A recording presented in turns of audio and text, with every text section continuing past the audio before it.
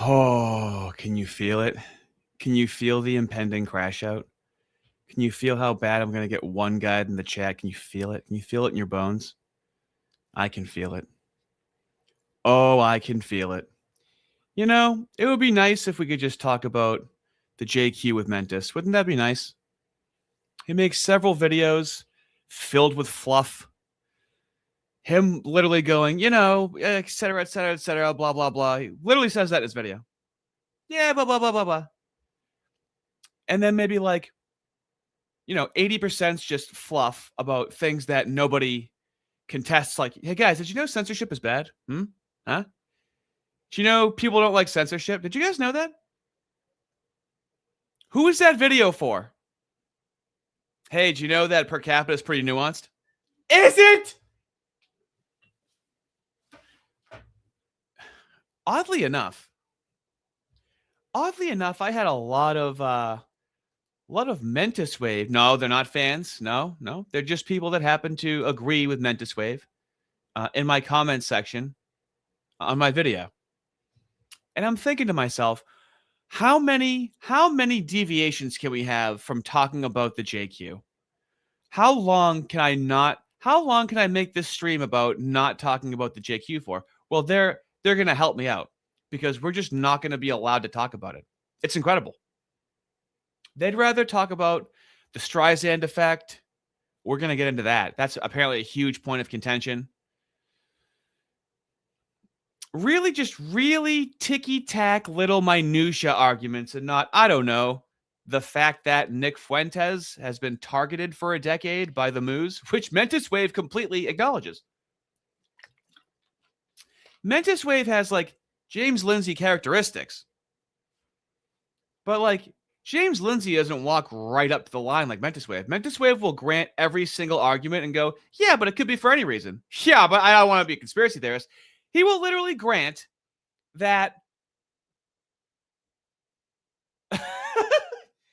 that the Groypers are targeted by Moose in power, by elite Moose, to censor them, to stop them from talking about the Moose across the entire West to 600 million people. And he's like, oh, it's the Moose. Like, wait, okay, what would it take? Is it really a conspiracy? Well, that's just evidence. That's not proof of anything, all right? Well, a lot of evidence leads up to, pretty decent proof, right? Nope, it has to be 100% proof or it just doesn't exist. That's it. It has to be 100% fact. You can't indicate or imply. You can't intuit. Or I'm sorry, we can, they can't. This level of autism is not safe for human consumption. They have to hear 100% of the moves explicitly say, this is what we're doing and this is why we're doing it. And then maybe they'll believe it, but they could be lying. Like, there's nothing you can say to these people. There's nothing you can say to them. We're going to do a little sandwich right now, okay? We're going to do a little bit of a, good, bad, good, bad, good, bad, bad, good, bad. That's what we're going to do. Testing, $2, thank you. Are they not being ironic by citing fallacies? He cited a fallacy in his ad read. We're including that. He literally, in his ad read, by the way, do you want to know the VPN service? Do you want to know about the guy that owns that? We're going to get into that. By the way, Remnant, see how I'm foreshadowing what we're going to be doing, right? To keep people interested, keep people engaged, right? Let them know what's coming up, alluding to something later on, right? It keeps people interested, Remnant, okay? Small things like that go a long way. So, you people are so weird. Testing, $2. And yes, you're welcome. I'm here. It's true. I was going to say, I didn't know you were here with the first time. I didn't know if that was you. Oh, Lord. Well, let's get into it. Let's go through some of these comments, and then we're going to watch this video. I really want to prime you with a lot of this stuff. The people that defend him. The people that defend him. It's the hubris he has of he's Mr. Argument Man, Mr. Logical Fallacy Man. And then they get to commit all the fallacies. They get to look past any of his faults or flaws in his argumentation. It's incredible. It's just idolatry is all it is. So we have this person saying, about 7 minutes in and your take sounds pretty bad faith and it's turning me off. Mentis absolutely believes some things are independently true. and your framing seems pretty selective, which is incredible because how selective is MentisWave's framing around the JQ? It's incredible. The cognitive blind spots in these people, it's unbelievable. We have to mosey on through. Oh, this guy. This guy was in chat earlier. Gamma JK. Oh, he's not. Oh man, he really thinks that I deserve all the criticism. He can't criticize MentisWave for anything. So, you don't need to agree with Mentis on the issue to point out your mistakes while covering him. That's a stance-dependent attitude, right? So I'm going to make, a video on MentisWave, but we have to focus on any little teeny tiny mistake I may have made, not the obvious blunders that MentisWave has made. Now, here's where it's going to get interesting, fellas. Here's where we're going to run into some roadblocks. While we're at it, your argument about the parallels of the Streisand effect to Groyper's is flawed. The picture being accurate to her house is an essential component of the idea. You see, the Streisand effect is just when you try to suppress something, and it can generate more interest if you're ignored. That's all it is. It's just an act of censorship. It feels like I'm arguing with the left or with Moose, where we have to really broaden the definition of something to the point where it's almost unrecognizable to how it was originally used. Barbra Streisand didn't want people to know where she lived. And this is like the up and coming internet. And so her house was found on the internet, and she was like, I'm suing you because that's my house. And they know that it's my house on the internet, which drew attention to it. She's an individual that tried to sue a photographer for uploading a picture because she wasn't aware of the rules of the internet early on. Okay. That's the Streisand effect. That's what happened. Other people have tried to call things the Streisand effect that have existed before Barbra Streisand, oddly enough, that don't really need to be called the Streisand effect because it's not specifically really what it is. Now, I'll give you a really good example of the Streisand effect. Marv Mangus, $5. Thank you. The heckin' fallacy, man. That's kind of dumb. It's also my birthday today. Is it? Our birthdays are so close together. Oh my God, we're like almost the same astrological signs. Oh my God, are you also a Pisces like me? Is that why we're so sensitive? Thank you for that. Appreciate it.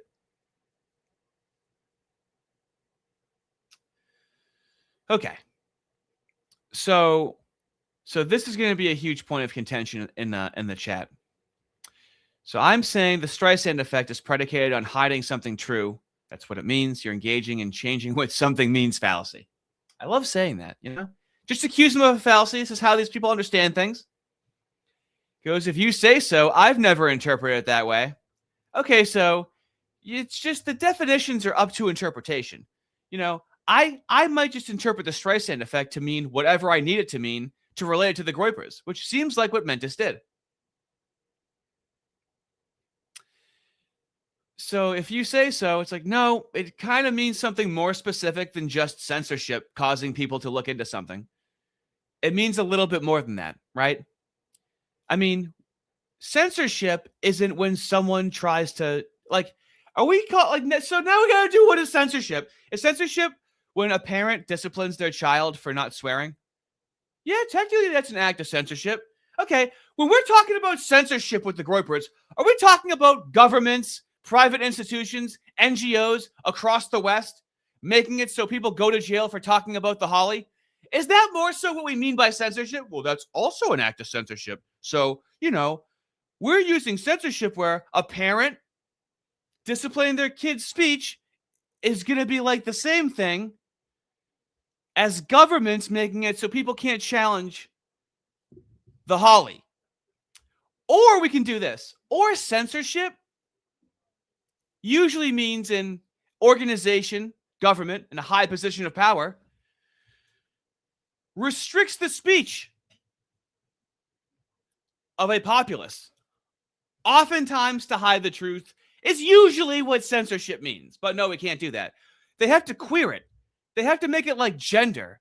This is what it's like arguing with MentisWave fanboys. It's just like arguing with the lefty about gender. So what is a woman? A woman is someone who can give birth. Well, what about the women that can't give birth? Are they not women? That's the arguments that we're dealing with. They try to find any sort of exception and then make that exception the rule so you can never like go further in the conversation. You'll notice we never go deep into the conversations anywhere. There's no depth to anything that you're about to see unless I try to provide it. Mild crash out. Don't worry, it's coming. I can feel it. Oh, I can feel it. And then we're clearly not going to agree, and I don't see a way for either of us to convince each other. And he asks me if there's anything that could possibly change my mind. Well, I've made a video.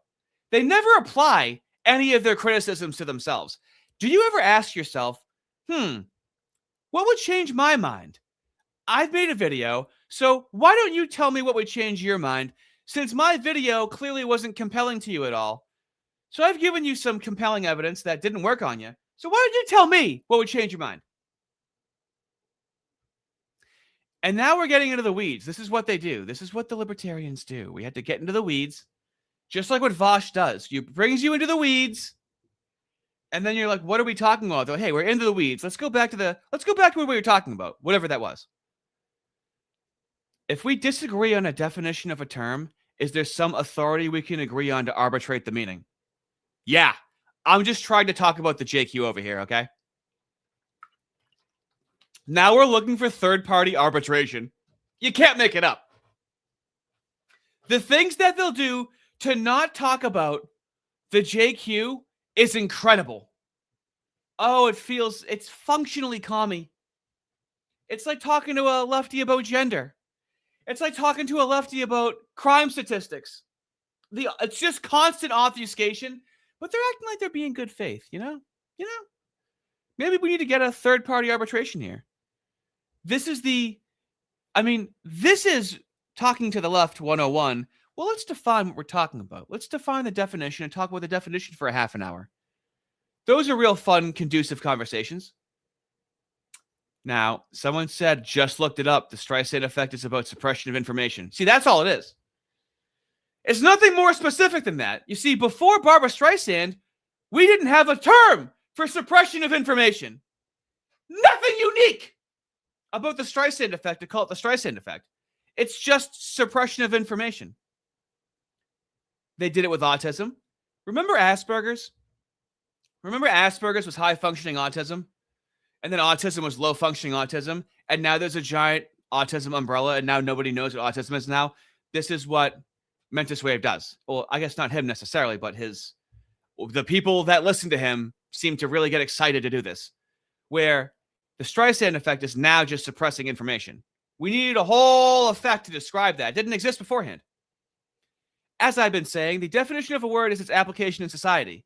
Streisand effect, that's more specific. It's really an individual trying to cover something up, like Beyonce, for example, when she had ugly pictures taken of her, and she drew attention to those ugly pictures taken of her. That's really how it's used historically. Then it's okay. I'm just fighting for reality over here, fellas. I'm let's not do the definition game, all right? The Streisand effect is based on the truth of where Barbra Streisand lived. It's based on her home. It's based on the truth, okay? Well, no, but it could mean anything.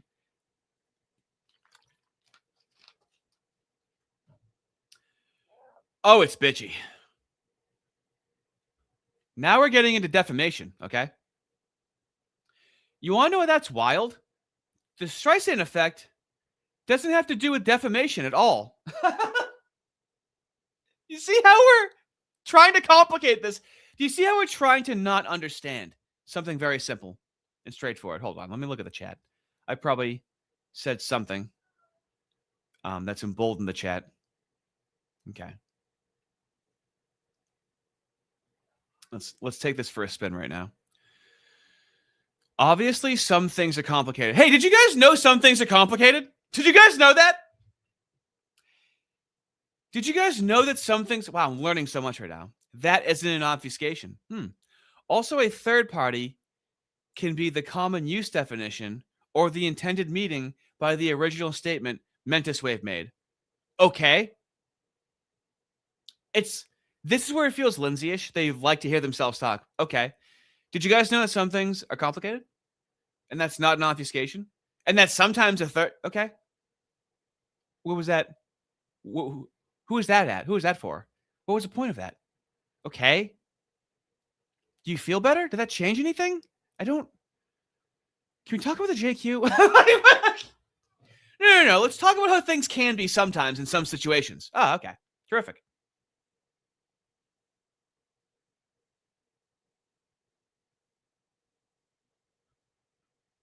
I literally just complained that libertarians obfuscated by getting into the weeds on the issue. Yep. Yeah, I did because I just want to talk about the JQ. Oh, tell me how things are sometimes. Do that thing where you tell me things that we already know. Oh, it's really compelling. The left never does that. Reads their script of things that we already know and have heard before. Very compelling. Very useful, too. Tell me something I already know again. Interesting. The Streisand effect just means cover something true. Oh, that's weird. Well, we already had words for that to cover something up that is true. I wonder why Streisand effect stuck so much. Surely there can't be anything different about it. Surely it's the exact same thing. Mentis and RD were both making different points when they brought up the Streisand effect. I just think he should talk about the JQ and actually engage with those criticisms instead of trying to say that it's more like the Groyper effect.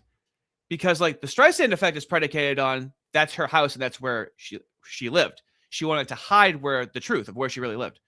And then to say the Groyper effect would be, yeah, like they don't want us to know the truth about the moves and their motivations, right? Very simple. Well, no. That doesn't mean that the Groypers are true. What they're saying is true.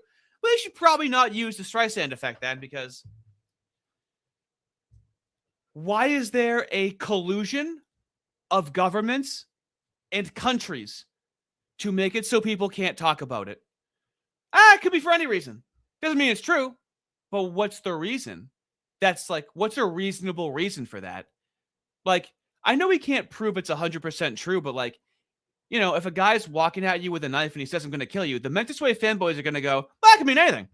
You don't know. How do you know for a fact that guy's going to stab you? You're being awfully presumptuous, aren't you? This is the level of pedantry we're dealing with. It's incredible. The lengths they'll go through. Terrific. The Streisand effect applies to untrue concepts as well. Flat earthers became a lot more popular. Now we are saying what Mentis said. Now we're talking about flat earthers. Okay. I'd like to talk about the JQ.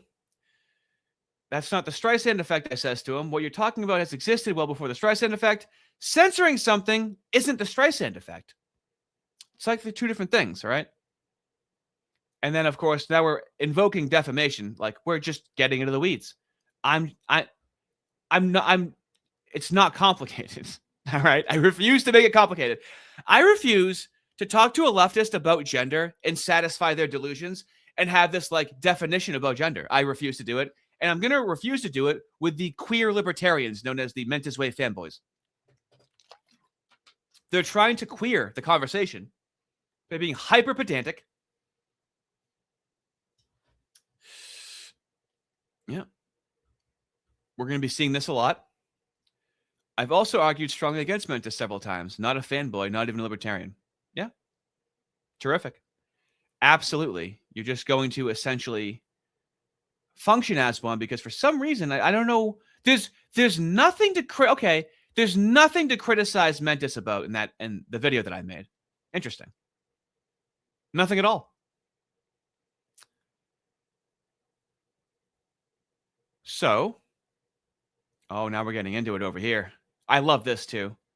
The reductio ad absurdum isn't a fallacy by itself, only its application can be. So now all of a sudden, if somebody else is possibly committing a fallacy, now it's like, well, hold on, just because I'm committing a fallacy doesn't mean it's wrong. Terrific. Dynamite. Wonder if that works with Mentis. Don't know if it does.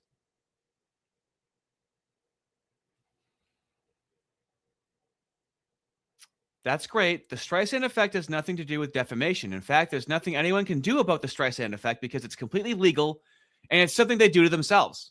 I'm sticking to the Streisand effect. Okay. And then, of course, we end with, you know what, dude? None of this interaction made me think you were a reasonable person in this, okay? I can't say, like, now we're, like, morally condemning me, like a lefty. It's just, it's gross. It's just gross. Oh, terrific. This is the dumbest shit I've ever read in my life. The parallel Mentis draws with the Streisand effect does not require both cases being true. Right. So if MentisWave says something, it's uncritically, automatically true. You see, the parallel he was driving, yeah, to make a contrived analogy, which is what I was criticizing, right? Well, let's just shift the analogy. Let's say truth doesn't exist and it's just a cover up to hide something. Well, that's just a cover up to hide something. Why would we have to invoke the Streisand effect? There's already a word for that. There's something different with the Streisand effect.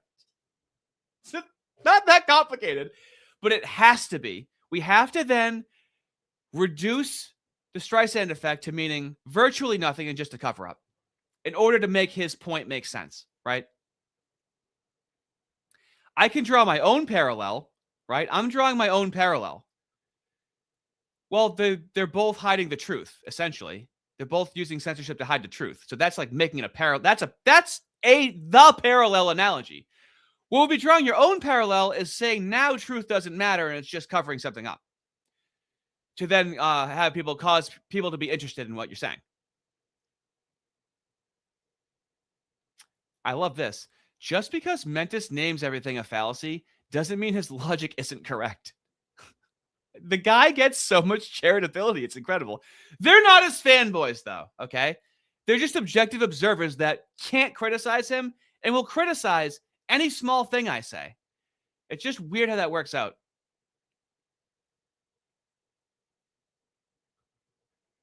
Oh, now we're getting mouthy over. Now it's opening up. Now, we could just address the JQ over here, right? Wouldn't that be quicker? More of the point? You know, kind of what everyone's talking about. But you know what? It wasn't all trash, okay? There was also some fellas that were saying some pretty good things in there, okay? Let's do a shout out to the fellas. They were spitting some good game in there, all right?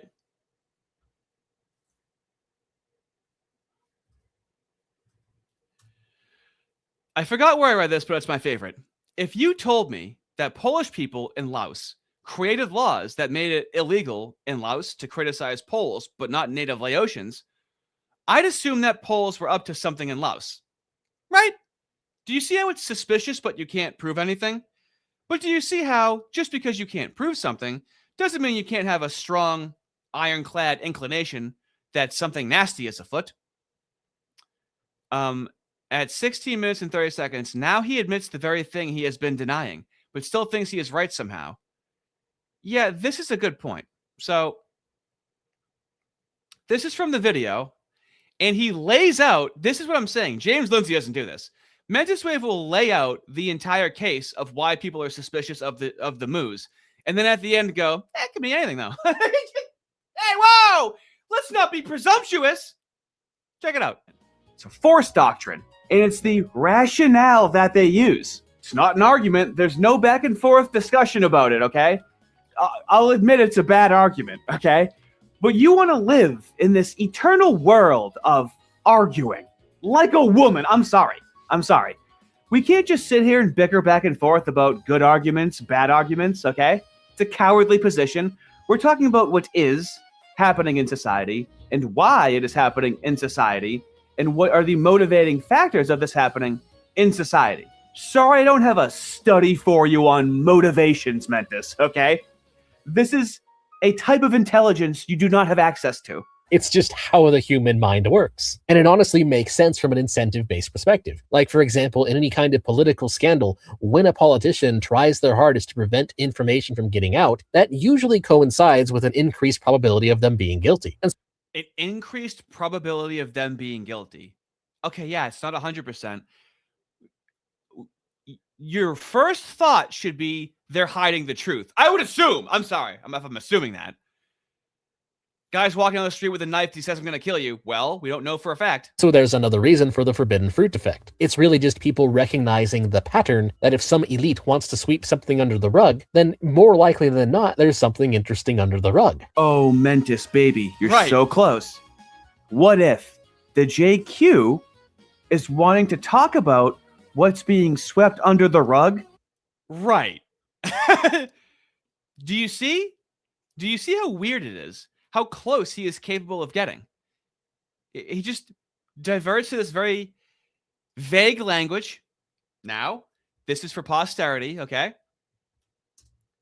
would like everyone to notice this. Someone says, man, I was a fan of Mentis. And I said, I'm still a fan of Mentis, just not on the JQ. And he says, yeah, that's a fair enough stance. So sure, I will make fun of him when he's being like, the cognitive blind spot is legendary on this guy, okay? He still makes good content, but the new litmus test, it was BLM, quarantine race war. It was Kyle Rittenhouse. Now it's the JQ. I'm sorry. This is the new litmus test. Can you acknowledge it? Can you? Can you not just go, elites, globalists? No, they have faces and names. They're talked about a lot. Talk about it on this very YouTube channel. Nick Fuentes talks about it. You can see it all over X. Plenty of receipts for what they're talking about. Not really a conspiracy. It's their own words. It's repeating their own words, okay? Now, this person says something, he hits the nail on the head perfectly. This is what I would want someone to take away from the video right here, okay? Seems like he doesn't even try to contest the main claims.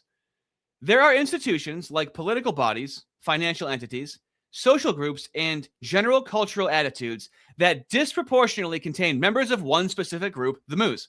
That's all the JQ references. That these people exist within facets of society which exercise some level of control in their respective fields at rates which are not proportional to their overall population. That is an empirical question. We can look at the names and influence these people have had at different parts of the world when it comes to immigration reform or supporting certain social changes or pushing for certain financial movements. It is very much so something that can be examined. All the talk about censorship and all the other stuff is obfuscation. The primary question is, do they exist in certain pillars in society at rates higher than the population of their total population, proportion of their total population? The answer is an unambiguous yes. Then we look at the specific impacts these people have had. You know what? Let's give it to him proper. Like, there was not an ounce.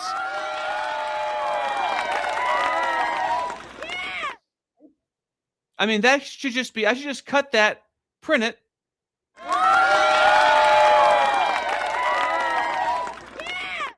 That right there is your back of the book of exactly what the JQ is. That couldn't have been put any better. Wow. What's his name? Joseph M7447. Wonderfully put. And then we got a few more fellas to give a nod to of just quality comments. I'm kind of shocked he just glosses over the fact that this one specific event is illegal to challenge in all of Western Europe. It's almost like there is a reason and a motivation to do something like that.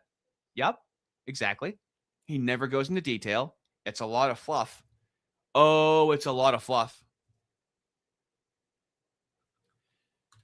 Then we have, I debated some of his orbiters about the ANCAP's desire to do away with IP laws for 2 days last week. And it was the most infuriating but entertaining experience of my life.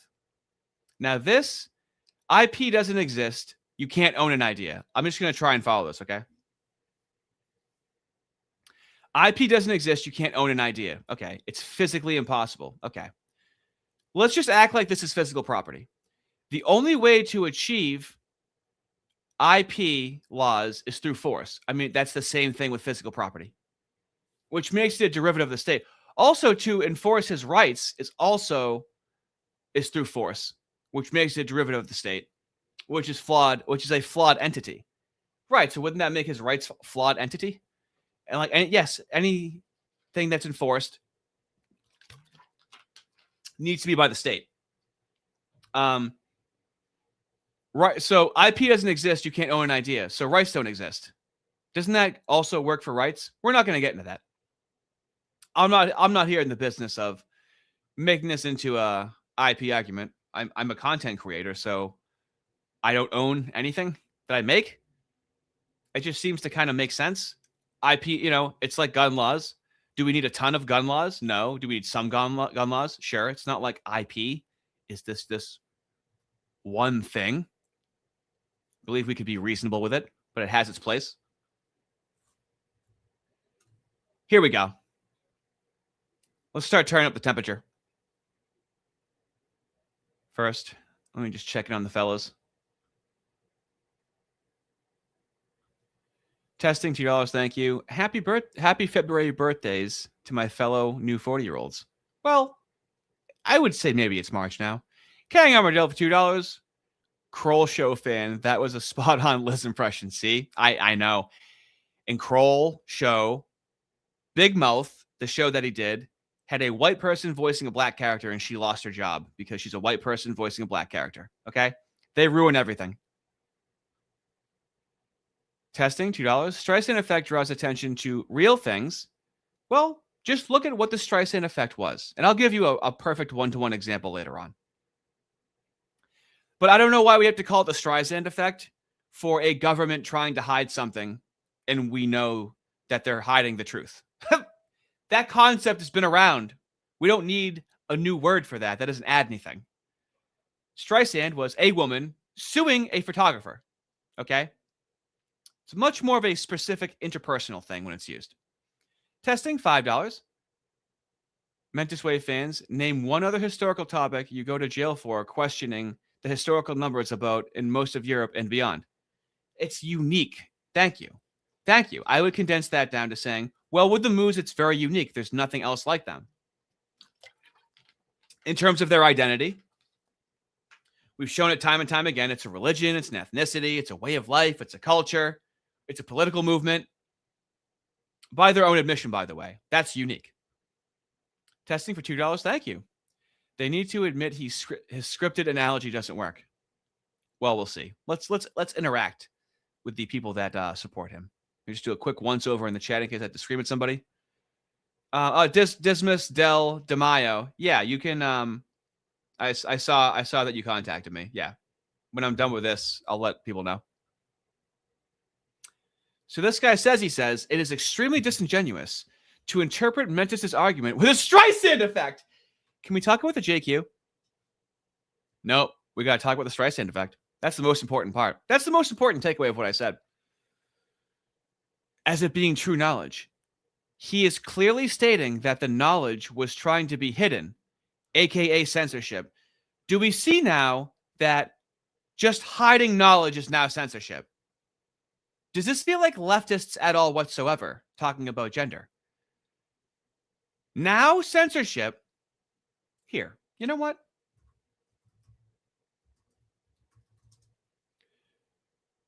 I don't want to do this.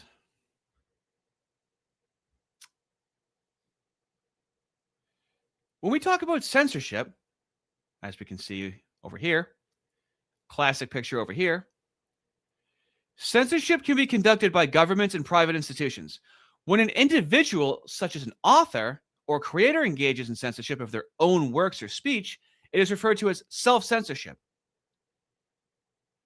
Censorship conducted by governments and private institutions. That's what that means, especially in context to the Groypers, because there's governments with the Groypers and Nick Fuentes, right? Enacting censorship, and private institutions. So specifically with the Groypers, that's what censorship means. Without the Groypers, that's what censorship means. There's no reason to invoke the Streisand effect, because the only reason to invoke the Streisand effect is to go, see, that's just making people curious about it. Well, you're removing the truth factor. They're curious about it because it's true with the Groypers. That's why they're curious about it. It's muddying the waters to invoke the Streisand effect, especially when censorship doesn't just mean hiding stuff. So now we're going full lefty. Now we're going full reformed Moodyism. And now censorship just means hiding stuff. How am I supposed to engage with that? How am I supposed to take Mentis seriously doing that? And that had the opposite effect, further expanding the knowledge of our home. You can literally see the definition of the effect in his video. Terrific. Let's go to the definition in his video. The definition that I can see in his video. He's right. The definition is in plain sight in his video. And I'm going to be really embarrassed when the one and only definition is there of the Streisand effect. Where is it? Is it in here? Did he even show it on screen? Am I going crazy?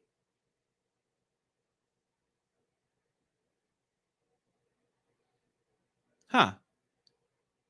I could have sworn he's shown it. Do I have to search? I guess I'll search real quick. Oh, Lord. Ay, Dios mío.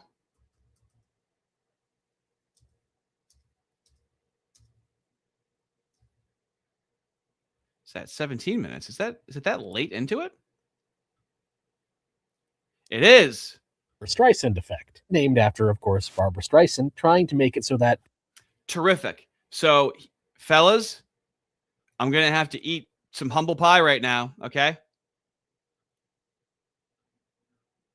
You can literally see the definition of the effect in this video. I'm dead to rights. There it is. The Streisand effect describes a situation where an attempt to hide, remove, or censor information results in the unintended consequence of the effort instead of increasing public awareness of the information. What am I going to do? Well, you know how MentisWave likes to talk about the guy in the TV box to normies?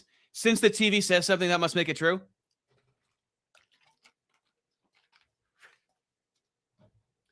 So, for some reason, it just says it on Wikipedia. This is a random anon saying what the Streisand effect is, by the way. It's not attributed to a person. There's not one of these little numbers I can go to look it up. So he just saw it on the internet and goes, that's the objective definition. That's midwit behavior. See, it said it on screen. Now, this is a MentisWave fan, right? So this is so similar with James Lindsay. They study communists and then do the exact mistakes and cognitive biases that communists do. MentisWave is like, hey, don't just believe the guy on the TV, all right? Hey, don't just believe MentisWave. Don't just believe it's saying it on screen and acting like that's the objective definition. But that's what he did. And fellas, the definition of a word is its application in society, right? So, this was it originally, okay? Barbara Streisand, we all know the story. Now, notice how the phenomenon has been described by the Chinese proverb, when one attempts to cover the truth, it becomes more conspicuous. Now, that is just generally what it means, to cover the truth. Chinese proverb, that's just easily what it means. But no, there's some women, guys, fellas, I don't know if you know this, some women can't give birth. So are they women? What is a chair, fellas? Well, it's something that generally has 4 legs that you can sit on. Does it have to have a back? Sometimes. So if it doesn't have a back, is it still a chair? These are leftist arguments to never be able to go forward in the conversation to talk about the thing that you want to talk about. Are we starting to understand it? You want to see a good example? A really good example? Now, sure. What are we going to say? In politics and government. Yep, found that banned books. Donald Trump's lawsuit, Epstein files. We already knew. No one cared about Barbara Streisand's house. People already cared about the Epstein files. Okay? This concept already existed beforehand.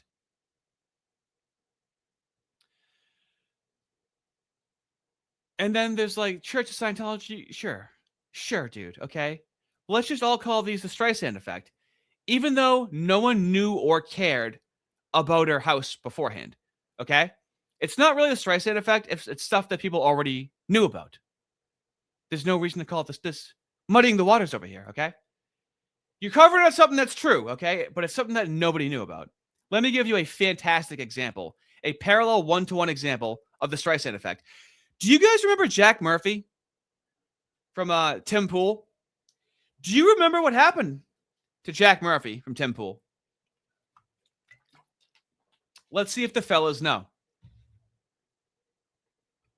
While I'm waiting for that, let me grab $2. Thank you very much. Pure leftism. They derailed the convo into meta. Do you see what I'm saying? And this is the same thing with fallacies. It's like, oh, it's not muddy the waters. Well, hold on. What do you mean by muddy the waters? Well, what I mean by muddy the waters is now it's kind of going to go in a different direction. Well, what? It can't be tangential. Just because it's tangential doesn't mean that it can't. Do you see how boring is this? I refuse to. I refuse to engage in these queer arguments. Oh, yeah. See? The fellas know. Let me have the fellas prep you on this right now. Brought down by a $2 super chat from Mr. Dickenballs. That is correct. The Jack Murphy situation was gross. I'm going to gross you out. Sydney Watson, excellent. Cuck Murphy, terrific. Now, this is an old one from Too Lazy to Try. This is before he blew up. I'm going to have him explain this to you. Justify yourself or something. You can't just flip out and get mad. You just gotta know what that is. It's when you allow your girlfriend or wife to go like sleep with some random guy and like you get off to it, like you think it's hot. So if you just acted normal here and said something like, in my past I was doing crazy shit, now I changed or whatever, like you just got to play it off or like just try to justify yourself or something. You can't just flip out and get mad. That's like the worst thing you could do in this situation. And it's just going to cause more people to go read the article and like try to dig up shit from your past, which is I'm going to do it, dude. I'm going to do it. I'm going to show you Jack Murphy naked, jerking off, and getting his asshole eaten out by his wife. And I don't care if my YouTube gets banned because that's how much I'm going to crash out. exactly what happens. Like this moment right here, it snowballs into something crazy and it pretty much destroys this guy's career. All right, so now I'm just going to play the clip where he flips out at the podcast host for asking a question about his cuck article he wrote back in 2015. So Jack Murphy wrote a cuck article. No one knows about it, okay? People already knew about the Epstein files, right? This is a true Streisand effect is something that no one even ever knew or cared about, okay? No one ever knew about it or cared about it. People knew about and cared about the Epstein files, not really Streisand effect. So there's just a cuck article that he wrote. Could you please clear up the cuck article you wrote? I am not going to talk about Again? this. Okay. And basically, you know what? Fuck you for bringing this up right here and right now. Why are you doing this to Now, you'll notice that Jack Murphy is not included in any of the examples of the Streisand effect. And these are social phenomena that has no dictionary definition. It was called the Streisand effect. I am going to stick to what the Streisand effect was. Otherwise, it doesn't really mean anything. Otherwise, it just means a cover-up. Now, no one knew about his cuck article. Now, he could have just said, it was a while ago, it's really embarrassing. I really don't want to talk about it. That's all I had to say. But now he's going to harshly defend himself. me? I didn't know that. I didn't know what it was. Well, just use a little bit of fucking common sense. Sorry, apologies. Yeah. Fuck you. Heartfelt. Elizabeth Harrison says, It's like this guy doesn't know how the internet works. If you give that response to that question, then people are going to go dig that shit up. Do you see how that is the Streisand effect? Now everybody has interest. Before they didn't really care about it. It's a seemingly innocuous thing, right? That is the true, raw, crystallized Streisand effect. It's where she lives. It's innocuous. You can just see where celebrities lives. She didn't know that. It's just some article that he wrote. Innocuous. He's a different person now. That is the Streisand effect. Because people are trolls and they know you're triggered by something, so they're going to keep trying to shove it in your face. And I think somebody already did ask him about this article earlier on the show, but he just like played it off and was like, yeah, you know what, that's my past. Like he did the right thing. But I guess when they brought it up again, biggest 180 ever, And it's just hard not to think of this guy as a grifter at this point. So here's a line from his article that's pretty concerning. He says, I've had sex slaves, little girls, and tied them all up. And then he also talks about sending his girlfriend, who's 15 years younger than him, to go have sex with some dude she met on Tinder. And he also talks about how... Now, people really wanted to find that article, okay? That now we're doing, do you see the Streisand effect? Seemingly innocuous. Still, that could have just been embarrassing. Still, people know where you live. You have security. It's the big deal. It's your overblown reaction to something seemingly innocuous. How he has an R-word fantasy. So, I mean, this stuff is pretty concerning, and I don't know if I'd want to associate with this guy. Now, fellas, I'm doing this to you. I'm going to do it to you. What you should know about Jack Murphy, now, this is really high quality Streisand effect. Maybe you could even call this the Murphy effect, because not only did he write a cuck article, but he was so bothered and frustrated and had such an emotional reaction, he did Korn under the name Big Bad Beard 1000. Now, if you want to go ahead and search that, you can. You can see his Korn. You're thinking to yourself, Artie, did you watch it? Yeah, I showed it to my friend when he was just sitting there playing video games and he did a spit take. He spit all over the phone. It's hilarious. Didn't expect it. Oh, his wife chews on his butthole. He puts his leg in the air like a little ballerina. I thought it was hilarious, but I have a high tolerance for degeneracy, okay? So let me show you how bad this can really get, okay? Oh my God. A Twitter clip. Hetero flexible Giga Chad. Look at how fucking relaxed he is. Okay. He's probably sliding in and out. Oh my God. Open your eyes, Bobby. Open your eyes and watch it. Watch it! Hold on here. Like a butterfinger. Yes. Younger sons, definitely. Young boys. I do like fucking college boys. Yeah. Tight little assholes. Oh. Oh my God. Oh. Oh no. Yeah. Okay. That, ladies and fellas, is the Streisand effect. Okay. That is a one-to-one Streisand effect. The only reason why you would want to muddy the waters is to make a poor analogy and to remove any truth from it at all whatsoever. Leningrad, $2. Pure left doesn't they derail? Yeah, in the meta, absolutely. Leningrad, $5. Thank you. Yeah, but Artie, why would you think about the entailment and the truth of the matter for yourself when you can appeal to the definition? See, this is a definition. We're not going to care about how it's like applied in society at all. We're not going to think critically. It's just, it's maybe we can make the word mean something different. Yeah, you know how we need a word for when someone tries to hide something for no reason. We need a word for that. Deep Wang. $5, thank you. The Streisand effect is just censoring something, so we should just Streisand effect libertarianism. Yes. See? Excellent. Thank you. Thank you. Do you see how now the Streisand effect is starting to mean nothing? Do you notice how the left does this with words and the right wing does not do this with words, and now the libertarians are doing this with words? That is, it's frustrating. Words mean something. It's a separate concept for a reason. Yes, thank you. Because look at how long we're going to argue about the Streisand effect for instead of the JQ. Perfect. Perfect comment. Bobby B, don't play chicken between me and your channel. I have nothing to lose. You fellas ever play gay chicken? The rules are different depending on the fella, apparently. Anyway. It's just censorship, man. You can literally see the definition of the effect in this video. And I have deliberately chosen to interpret it my own way. Right. Saying there should be a truth factor when usually there's someone's hiding the truth when they're covering something up. Jack Murphy wanted to hide the truth of his cuck article and his Korn history. Barbara Streisand wanted to hide the truth of where she lived. Yeah, but the Streisand effect is also when a government tries to lie and hide a lie. Under what definition?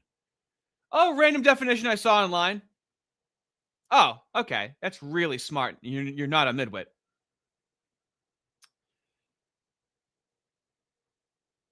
Oh, okay. Does this keep going?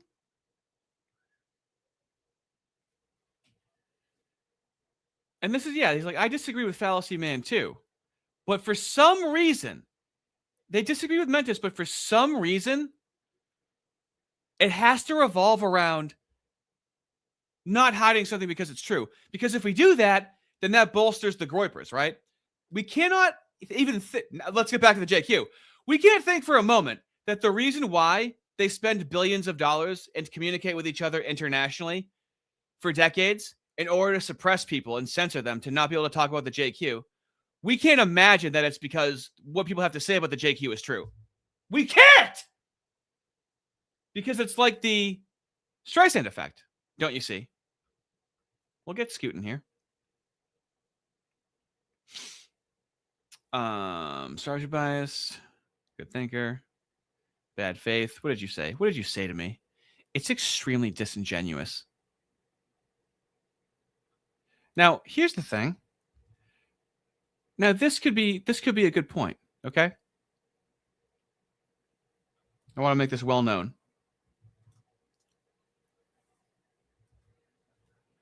I think it's going far to call him an epistemic anti-realist. It is far, fellas.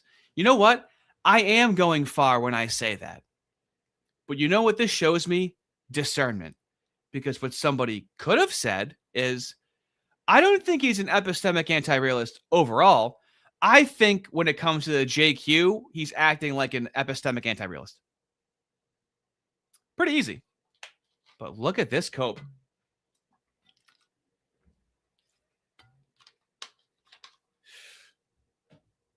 We can never get to the JQ.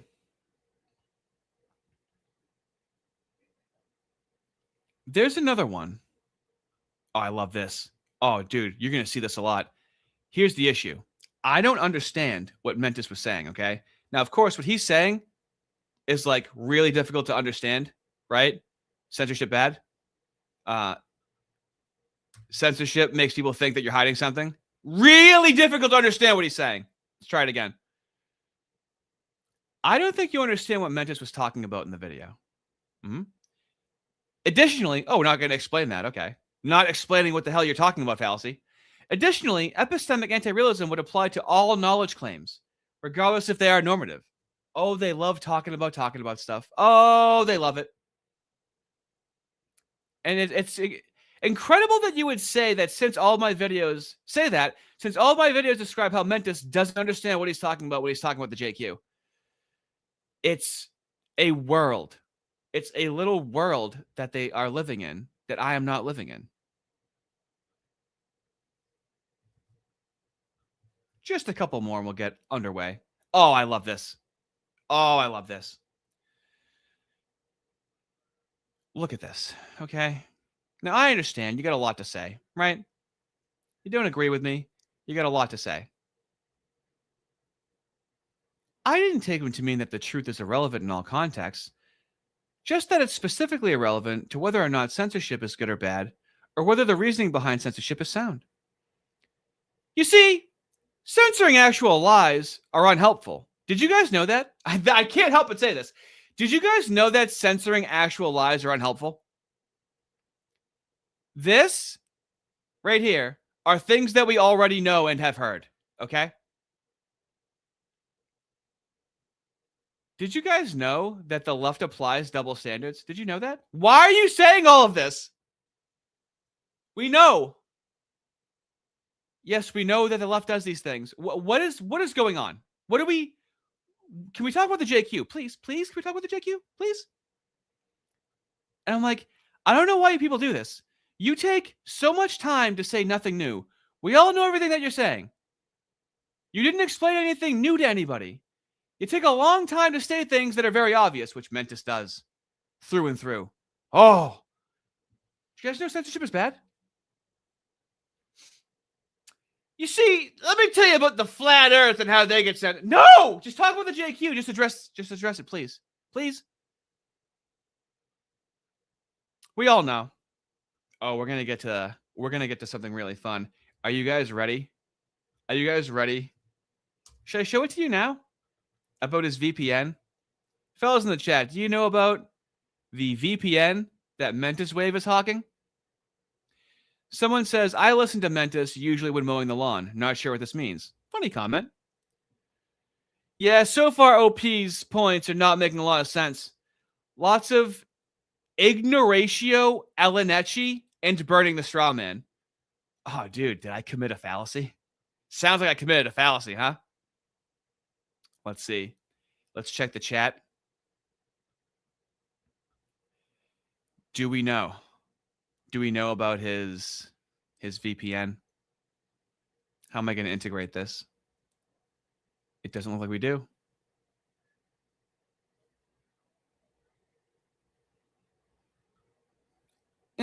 See, this isn't very interesting. Did I not review an 8-hour debate? Yeah, dude, that's what I did. I reviewed an 8-hour debate on stream. That's what I did. Yep, it was a 38-hour video that I did reviewing an 8-hour debate. That's what I did. Genius. Absolutely genius. And no, okay. Here's what we're going to do. We're going to start this video. And boy, oh boy. Actually, do I do it now? I'll give you a slice of it now, okay?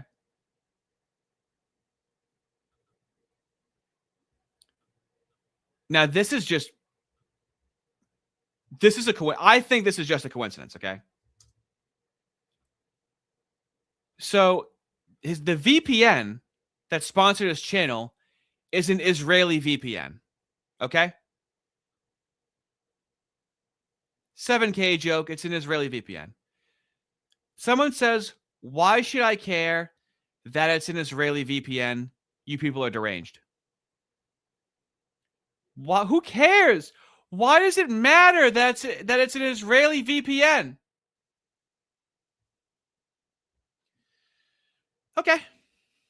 Well, let's try and use our discernment, and let's see if it matters at all whatsoever. Teddy Saggy over here. Oh, he's Israeli. He's as Israeli as they come. Let's do a quick timeline. What's the career of this man? Well, he founded Playtech in 1999, which is a gambling software development company. Can you believe this Israeli billionaire founded online gambling software? Do you believe that? That's weird. In Israel, are they pro-gambling for them? But are they fine with gambling for other countries? Wow. He made that money. Wonder where it went. You'll see where the money went. That was 1999. Well, would you look at this?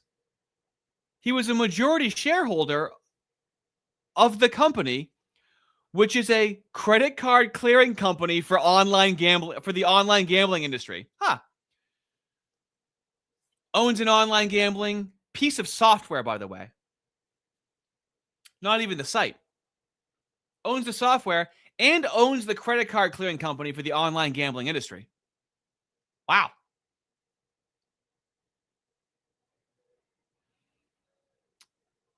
And here we go.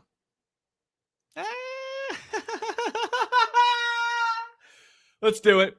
Cape Technologies. Cybersecurity software company.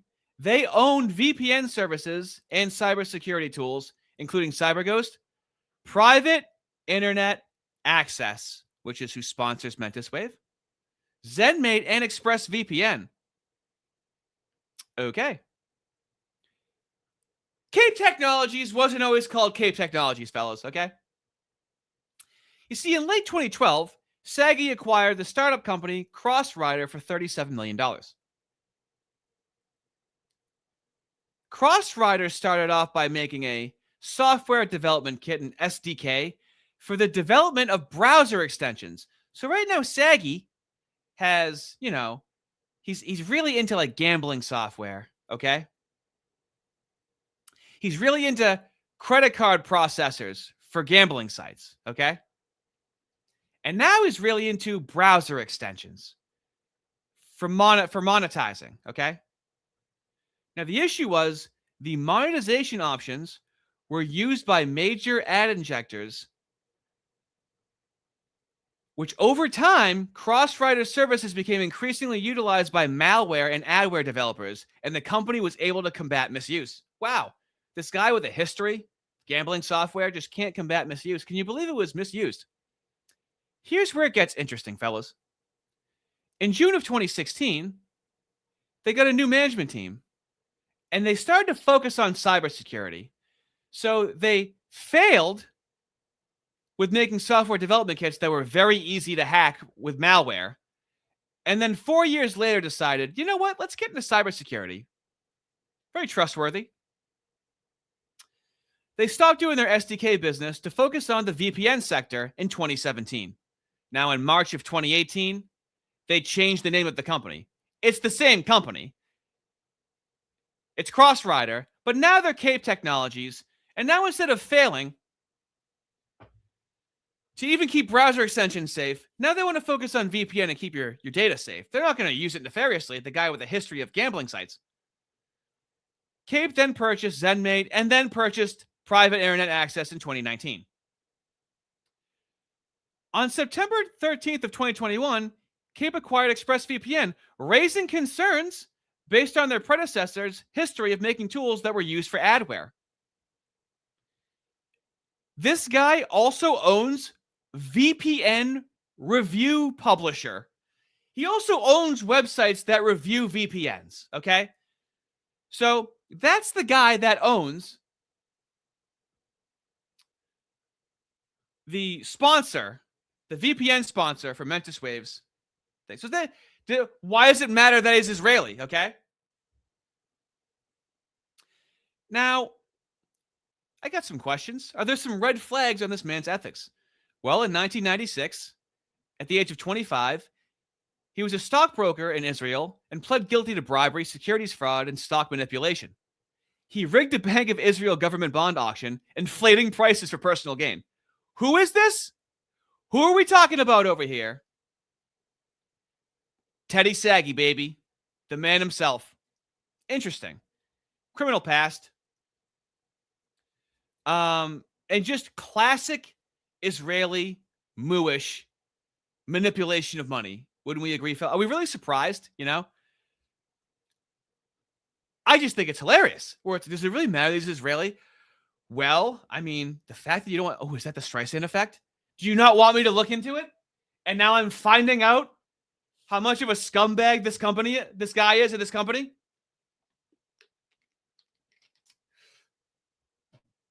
Loves the gambling industry.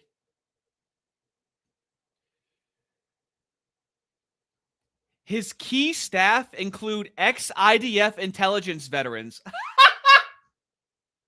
Oh no, it's the Streisand effect. You didn't want me to look. Seemingly innocuous. So, when MentisWave offers you a discount code for the VPN that sponsors his channel,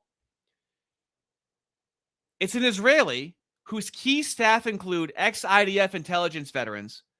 One former ExpressVPN executive faced U.S. DOJ scrutiny over Project Raven, UAE surveillance targeting activists and journalists. Saggy's public donations to IDF causes. Oh, wow. You know, donates to the IDF, has the ex-IDF working for him. That's the people that are in charge of your personal VPN information. Is this the Streisand effect? Oh, yeah, so he's Israeli, so what? I don't know, I guess I'll look into it. And so you can say, without any exaggeration, that MentisWave is offering you a very likely compromised VPN service because the Israeli billionaire owner works with ex-IDF. He has a criminal past, and he donates to the IDF. Is that it? Do you want more? Do we need more? Anyway, I love that. I love that so much. I think now we're ready to get into the video, fellas. What do you say? I think that was actually the Streisand effect. That was seemingly innocuous, right?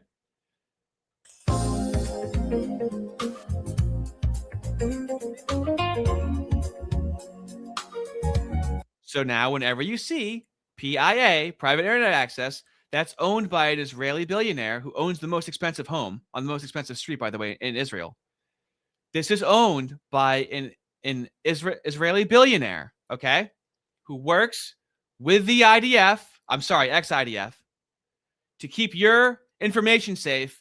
And he has a history of making money through gambling software and improperly run internet browser extensions that are riddled with malware. That company, Cape Technologies, they just changed their name and then got into VPN security. That, tell me what I've said that's a lie there. Okay? It's just funny how we can't criticize the Moose, and that's a sponsor. Sorry for asking the question.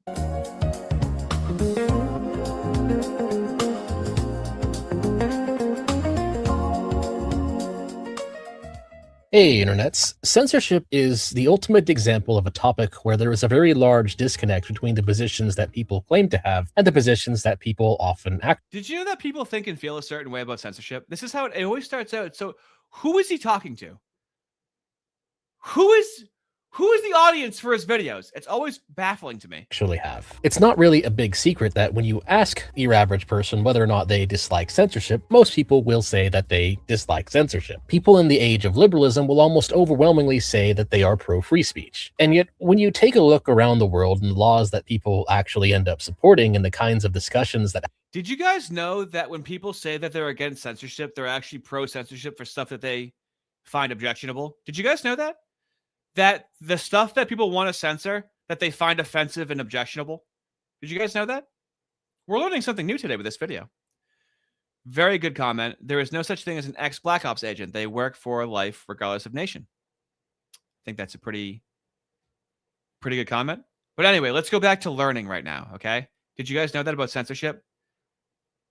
Happen in political and also sadly many academic circles, it would be more accurate to say that people tend to claim they dislike censorship, but often only for the ideas that they either like or are neutral towards, but not so much the ideas that they either view as offensive or disagree with. There was a Knight Foundation. Yeah, dude, exactly. Like Bobby P just goes, I only advocate to censor things I agree with, but I'm a contrarian. Right. So this is what MentisWave does. He takes very similar to James Lindsay. He just takes a long time to generally say things that you already know and understand like you're a child. A survey on free expression in America back in 2020 that had some pretty interesting data in it that showcases this disconnect. In the United States, if you look at Democrats and what they consider to be important to free speech, they'll say that racial injustice protests are really high on the list. But then when it comes to censorship and online misinformation, did you guys know that when it comes to free speech, the left supported the protests and violence, and then when it came to COVID, they didn't support that? Did you guys know that? What is the point of this? What is it? Okay. With the example given being conspiracy theories about the COVID vaccine, all of a sudden they turn a 180 and are suddenly against free speech and are suddenly very pro-censorship. And what this shows is that there's a very big flaw in the way a lot of people think about censorship and why it doesn't work. It shows us that a huge portion of people only think it doesn't work simply because it's hard to hide the truth. Or in other words, they only believe that censorship doesn't work when it's censoring a true idea. But as long as it's censoring...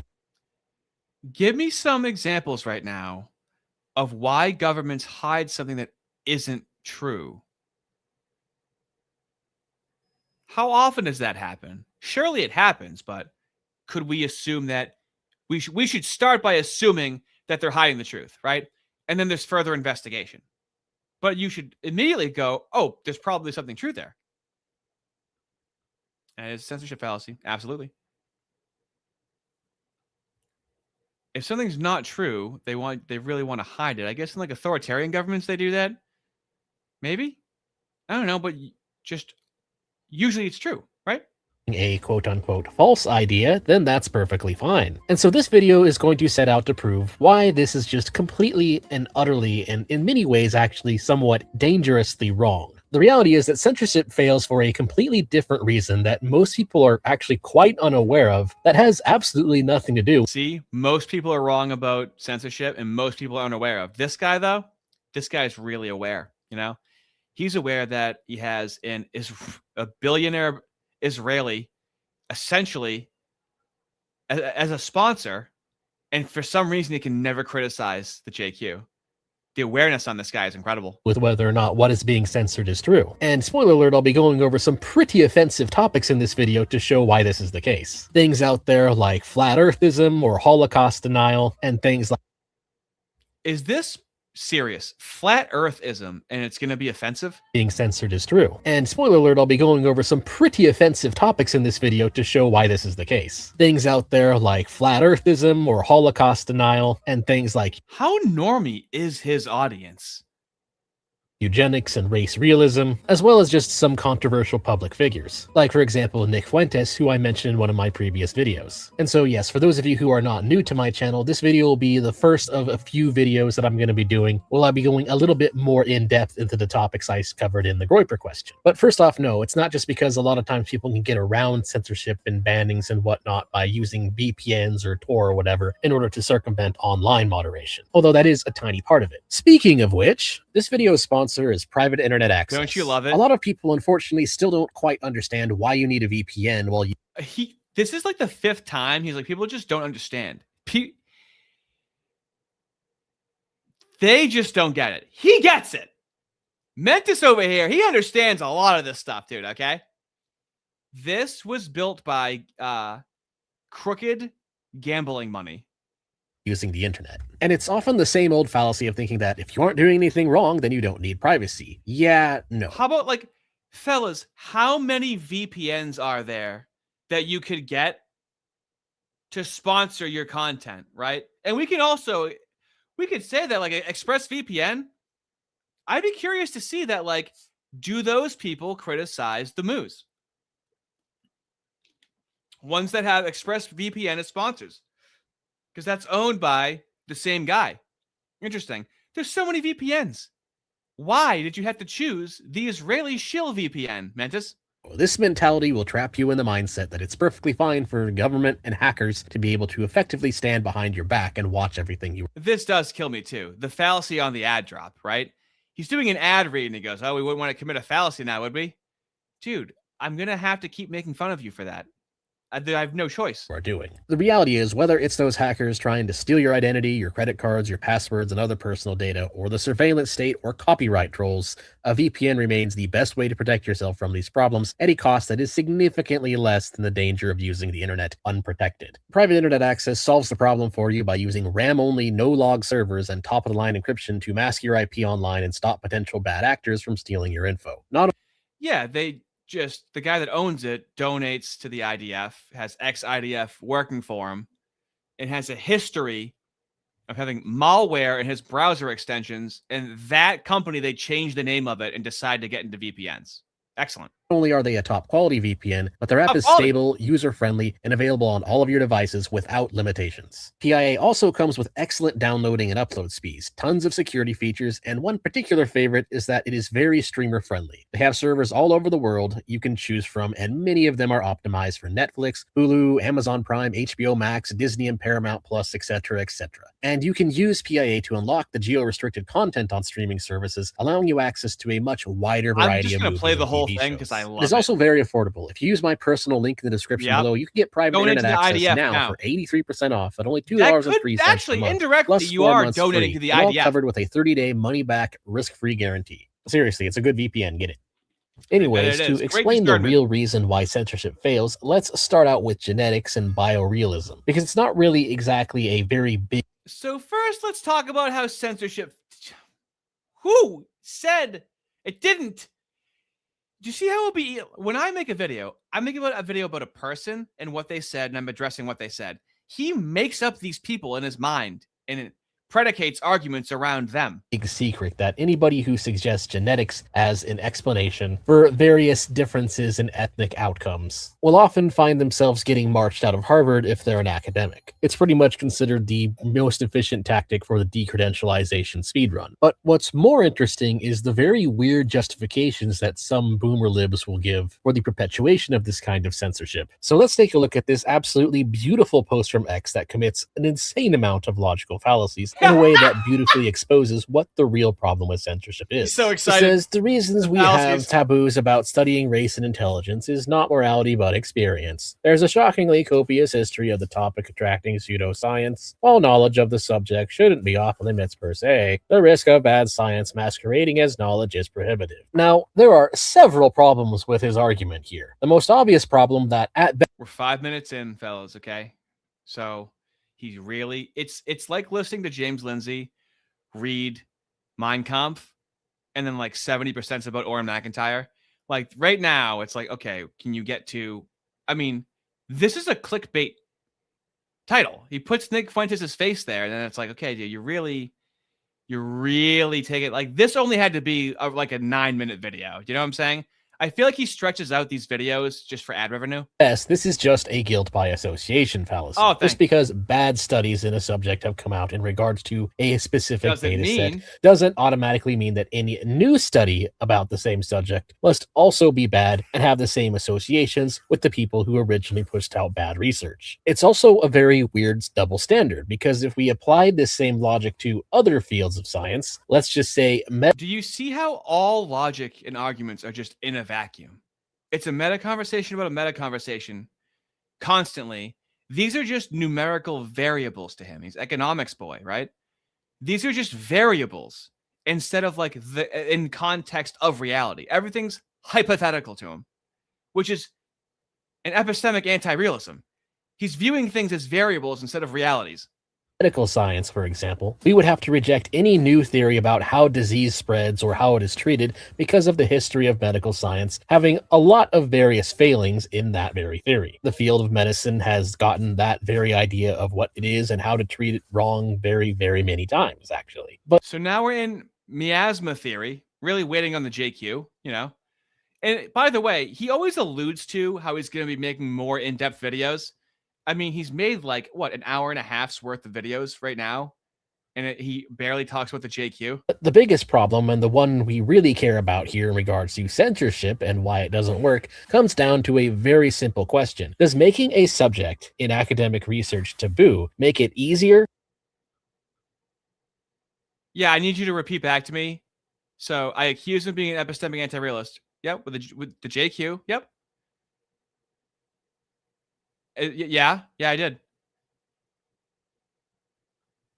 Yep, I did do that. Thank you. Thank you for asking that. Or harder to discern what is and what isn't misinformation about that subject? And the answer, of course, is that it actually makes it harder. Just think of any kind of random disease that medical science doesn't currently understand very well, and perhaps has a history of quackery in how it is treated. If we were to take that history of quack medicine and use it to justify tabooing any kind of research into that disease, that would just make it so that we never figure out the truth of the disease. In fact, it would actually just make it so that the quack medicine approach would be the most recent data we have on it. But the thing is, that's effectively what the censorship does. It makes it so that you now have a lack of evidence because new evidence isn't being generated. And indeed, when we look at online discussions regarding the question of genetics and its impact on ethnic outcomes, doesn't that mean he would only talk about stance-dependent things instead of abstract? Hey, if someone's a murderer, does that mean they're always murdering constantly? How is that guy a murderer? He's not murdering now, but he did murder. Okay, well, he took a epistemic anti-realist position on the JQ, which I've explained. So yeah, I don't think it's that difficult. the race realism debate is filled with people just kind of posting the IQ map as if it is gospel truth. And the thing is, part of the reason you can get away with posting the IQ map, when you think about it, is actually because of the taboo on the subject. We actually don't have enough good data yet to completely refute this. Because of course, the real effect of making a subject taboo, particularly in this... I'm going to let him one guy me. I only talk about people, not ideas. Drama slop. So if it is drama slop, then why are you wasting your time on drama slop? I'm gaining something from this drama slop, if that's how you want to view this. Like, okay, you've spent hours today commenting. Okay, so it's drama slop. So you're wasting your time, and I'm doing a hobby. So I don't know what to tell you, bud. Context of genetic research is that certain studies just don't end up getting done. There's actually a very large disagreement in people who study psychometrics on what exactly the percentage of genetic effect is on the average G factor of different population groups. And part of that is just because we are 7.5 minutes in, fellas. Okay. A lot of the studies that we would need to do to be able to narrow that down and get closer to the truth of what that percentage most likely is, well, those studies just don't get funded, and the taboo in this subject is almost certainly part of the problem. And thus, the real problem with censorship, the real reason. So the taboo on this subject is almost certainly part of the problem. No, it is the main problem. If a subject is taboo, it's more difficult to talk about it and get funding to do it. You can be a little more certain than that, buddy. You can. Reason it doesn't work is that all it really does is it makes the ideas surrounding the topic that is being censored more difficult to challenge. Because when you make a subject taboo, that obviously doesn't magically make the subject go away. I've seen this a lot in Reddit moderators when they ban someone from their subreddit. That ban obviously does not make the idea they believed that made you want to ban them mysteriously vanish. Their views are still the same. In fact, they're probably angry. Did you guys know that when people get banned, their ideas still exist? Did you guys know that? Remember how I was talking about how he will just bloviate about things that we all know? I swear he's just doing this for the ad rev money.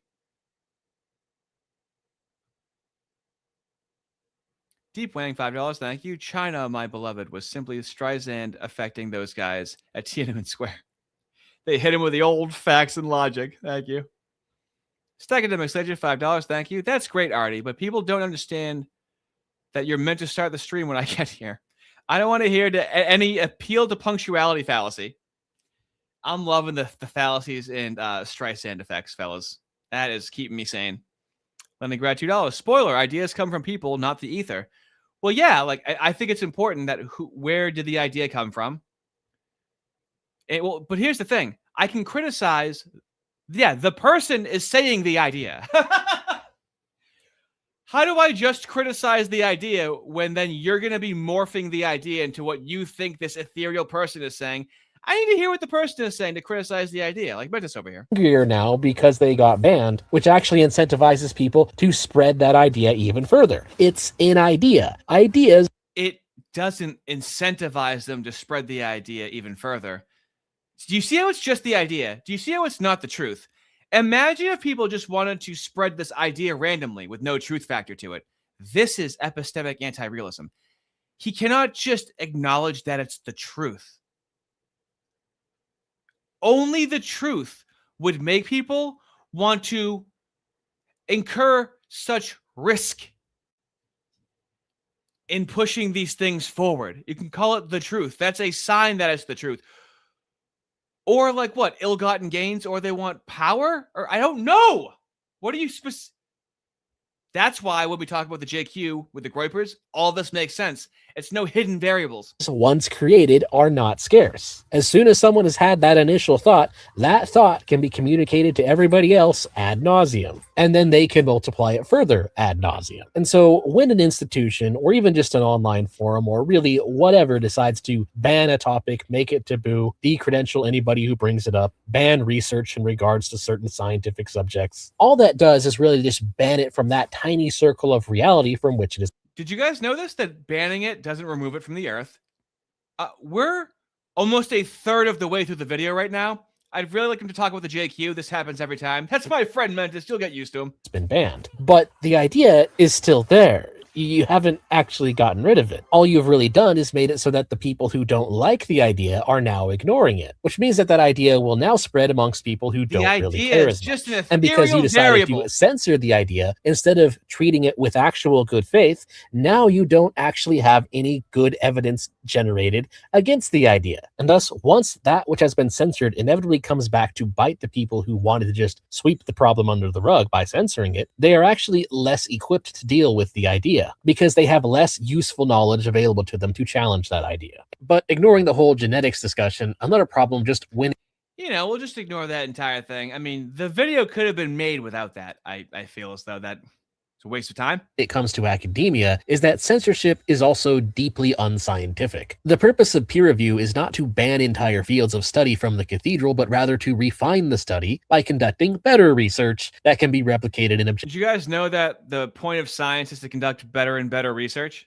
Interesting. I'm learning so much right now. objectively proven. This is a stereotypical example of the difference between science as a method for discerning what is true and what is not, and the science worshiper method followed by people who think that science itself is true. This is What about the fallacy worshiper method? incorrect. Science is a way to figure out truth. It's a way of finding correct knowledge. Did you guys know but it that? is absolutely not truth in itself. This may seem like a small difference, but it's actually massive, and not understanding that difference is where we get boneheaded, mid-witted takes like this. So he's basically saying that the answer to pseudoscience about a subject is less science about the subject, which is just obviously ridiculous on its face. And we can see this reason for censorship's failure in a lot of other things. Like, let's move on to the Epstein files as another example. Okay, he's grooming the audience, right? He wants to talk about censorship so much where now it's just vague, nebulous. Censorship isn't good. This is censorship. So then by the time he talks about the Groypers, now you're primed with all of this information about censorship that you can't just focus on the JQ. I think I understand now. It's not clever. It's very boring. Example. As we all know by now, most likely if you've kept up with this story in any length of detail, the main problem with the Epstein files release is that much of the useful information has been completely redacted. It's blacked out or it's been removed from the files entirely. And of course, what does this censoring of this information do? Does this censorship prevent any conspiracy theories about the Epstein files from getting out? So why does he think people in positions of power censor it then? To hide the truth, right? Is that what he thinks? Does he know that? Like with the Epstein files, again, it's to hide the truth, right? And being discussed? Well, obviously no, of course not. If you're reading the internet at all, you can see that the conspiracy theories regarding the Epstein files are completely off the charts. Everybody is having their own theory about it because you don't know what's actually in that blacked out section. So then why do the moos across the world, Mentis, do this to themselves? Is it just random? Is it happenstance? Do you see the epistemic anti-realism? Does anything have a motivation? Anything at all whatsoever? Does anything actually exist? And so what happens is people just come up with their own ideas and run with it. And why are they able to run with it and get away with it? Well, because we don't know the truth, and thus we cannot challenge those conspiracy theories. And so once again, we see the same problem, the root problem of censorship. Since we don't have access to the best evidence, but people obviously still care about the idea, the logical conclusion of that is that people are just going to start making up their own reality. And on this subject, this is actually something I believe that Trump kind of screwed himself on. Are the Groypers making up their own reality? This doesn't apply to them. But then when you talk to the MentisWave fanboys, they're like, oh, well, you're not addressing what he said. Yeah, I'm actively ignoring what he's saying. It has nothing to do with the Groypers of the JQ. By dragging his feet to release the Epstein files and having them released in this kind of half-arsed, blacked out, censored way, Trump may have unwittingly made a very big mistake. Because now, since there's been so much time to let the pot stew, as you could say, in regards to the discussion regarding the Epstein files, even if all of the evidence completely unredacted and completely uncensored would be to release tomorrow, and all of that evidence would completely exonerate Trump and show that he did nothing wrong, I'm pretty sure a lot of people on the lib left especially would still believe that Trump had done something wrong. So now he's making up hypotheticals about things that if they happened if the Epstein files were released tomorrow, here's what he thinks would happen. I mean, this is wasting time for ad revenue. How else can you interpret this? and still believe things like Trump was assaulting underage girls or something like that. They would still be spreading all of the rumors about Trump being a PDF file. Whether or not that's true really doesn't matter because Orange Man bad. And there could be something in Trump's grand master plan as to why he's doing it like this, but I suspect that this is a case of just a genuine misstep, because even if he's completely innocent, I don't really think there's anything he can do to... So he's just pontificating about what he thinks about the Epstein files right now. Okay, yeah, and they were like censored, but like here's what I think would happen if they weren't censored. Good for you. All right. Stop the media from pinning the Epstein problem on him. Too much time has kind of passed without any access to good evidence regarding it. And so people have already been given too long to theorize and had too much time. And so what has happened is many people have kind of already drawn their final conclusion on the Epstein matter and whether or not Trump himself took part in PDF Island. And there's not really much you can say to prove to them otherwise. Okay. And so once again, in a completely unrelated subject, censorship has accomplished absolutely nothing other than preventing conjecture and ideas that may... So his opinion is censorship is dumb. Is this really that hard to understand? or may not be true from properly being challenged, all due to a lack of reliable information at the time. Next up, another really good example is the failure of big tech censoring the alt-right movement. Many of you may remember the story, but for those of... Why were they censoring the alt-right movement? Is it because what they were saying was true about white people? See how like immediately you can just like, no. You can't assume that. If there's a dog in the street with a bloody mouth and someone else's hand hanging out of its mouth, growling at you with a stiff tail, dude, don't be so judgmental. You don't know what that dog's doing. Go and pet the dog. All right? You have no idea. You can't prove what that dog's up to. For you who don't, I'll give a quick rundown. Gamergate happened around the early 2010s, ultimately kicking off a massive anti-SJW movement on the internet, which led to the rise of a lot of now prominent right-wing content creators like Sargon of Akkad, along with a few... This is the survivorship bias. Yeah, many people didn't make it, okay? The people that you're seeing made it, they made it, right? I waited for a long time to make content. But he's using this as like, see? Are they really being... They like getting censored. No, we just want to have our country back, really. What are you talking about? Other examples like Black Pigeon Speaks, or even Millennial Woes. And while their reasons and views may differ, the basic gist of it is that all of them have a couple things in common, one being loosely right-wing and anti-SJW, with pretty strong messaging against woke ideology and feminism, etc., etc. But the more important one here, of course, this being a video about why censorship doesn't work, is that they've all been banned or suspended or demonetized. A video about why censorship doesn't work in 2026 for what purpose? Because he has to talk about the Groypers in the JQ. And so he has to front load it with all of this. I think he's going to start talking about them. We're almost halfway through right now. By big tech at some point in internet history, with the most common being the noted purges within big tech that happened between 2017 to 2019, which also coincided with the... Hey, did you guys know that some people were censored and made it through and some didn't? Did you guys know that? Wow. Incredible. Most likely not exactly organic rise of BreadTube. Part of it may have been organic, but part of it may have them just been getting boosted for having correct opinion good boy points. That's kind of a subject for another video, to be honest. The point here, though, is that despite all of... You could have crammed that in this video, no problem. Is really every second and minute necessary in this video so far, fellas? Come on. Those people I mentioned getting banned or suspended in some way, all of them are still relatively pretty well known. Millennial Woes returned to X and has actually been kind of going viral recently. Black Pigeon Speaks channel is still going somehow, but Sargon of Akkad especially is honestly even more well known now than he was. Okay, some people aren't that well known, some people are well known. What is the point of saying this? And then this is all his audience does, is they lay on the ropes when they're talking to you. We're like, well, should I address this portion of the video?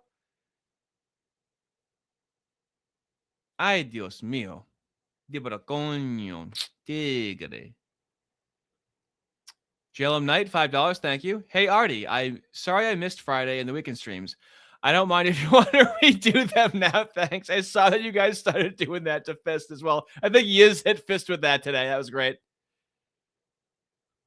having built almost an entire media empire on his own. And so the big tech censorship, it was a setback for them at the time. It didn't really do much in the long run. And one of the reasons for that shows another problem with censorship, which is that it often makes the people doing the censorship look neurotic and deranged. Okay, this is very leftist coded, okay?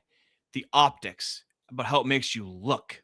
Yeah, but why does it make you look that way? Because often it is what is. So, for example, oftentimes the left will say you shouldn't commit political violence because it's not effective.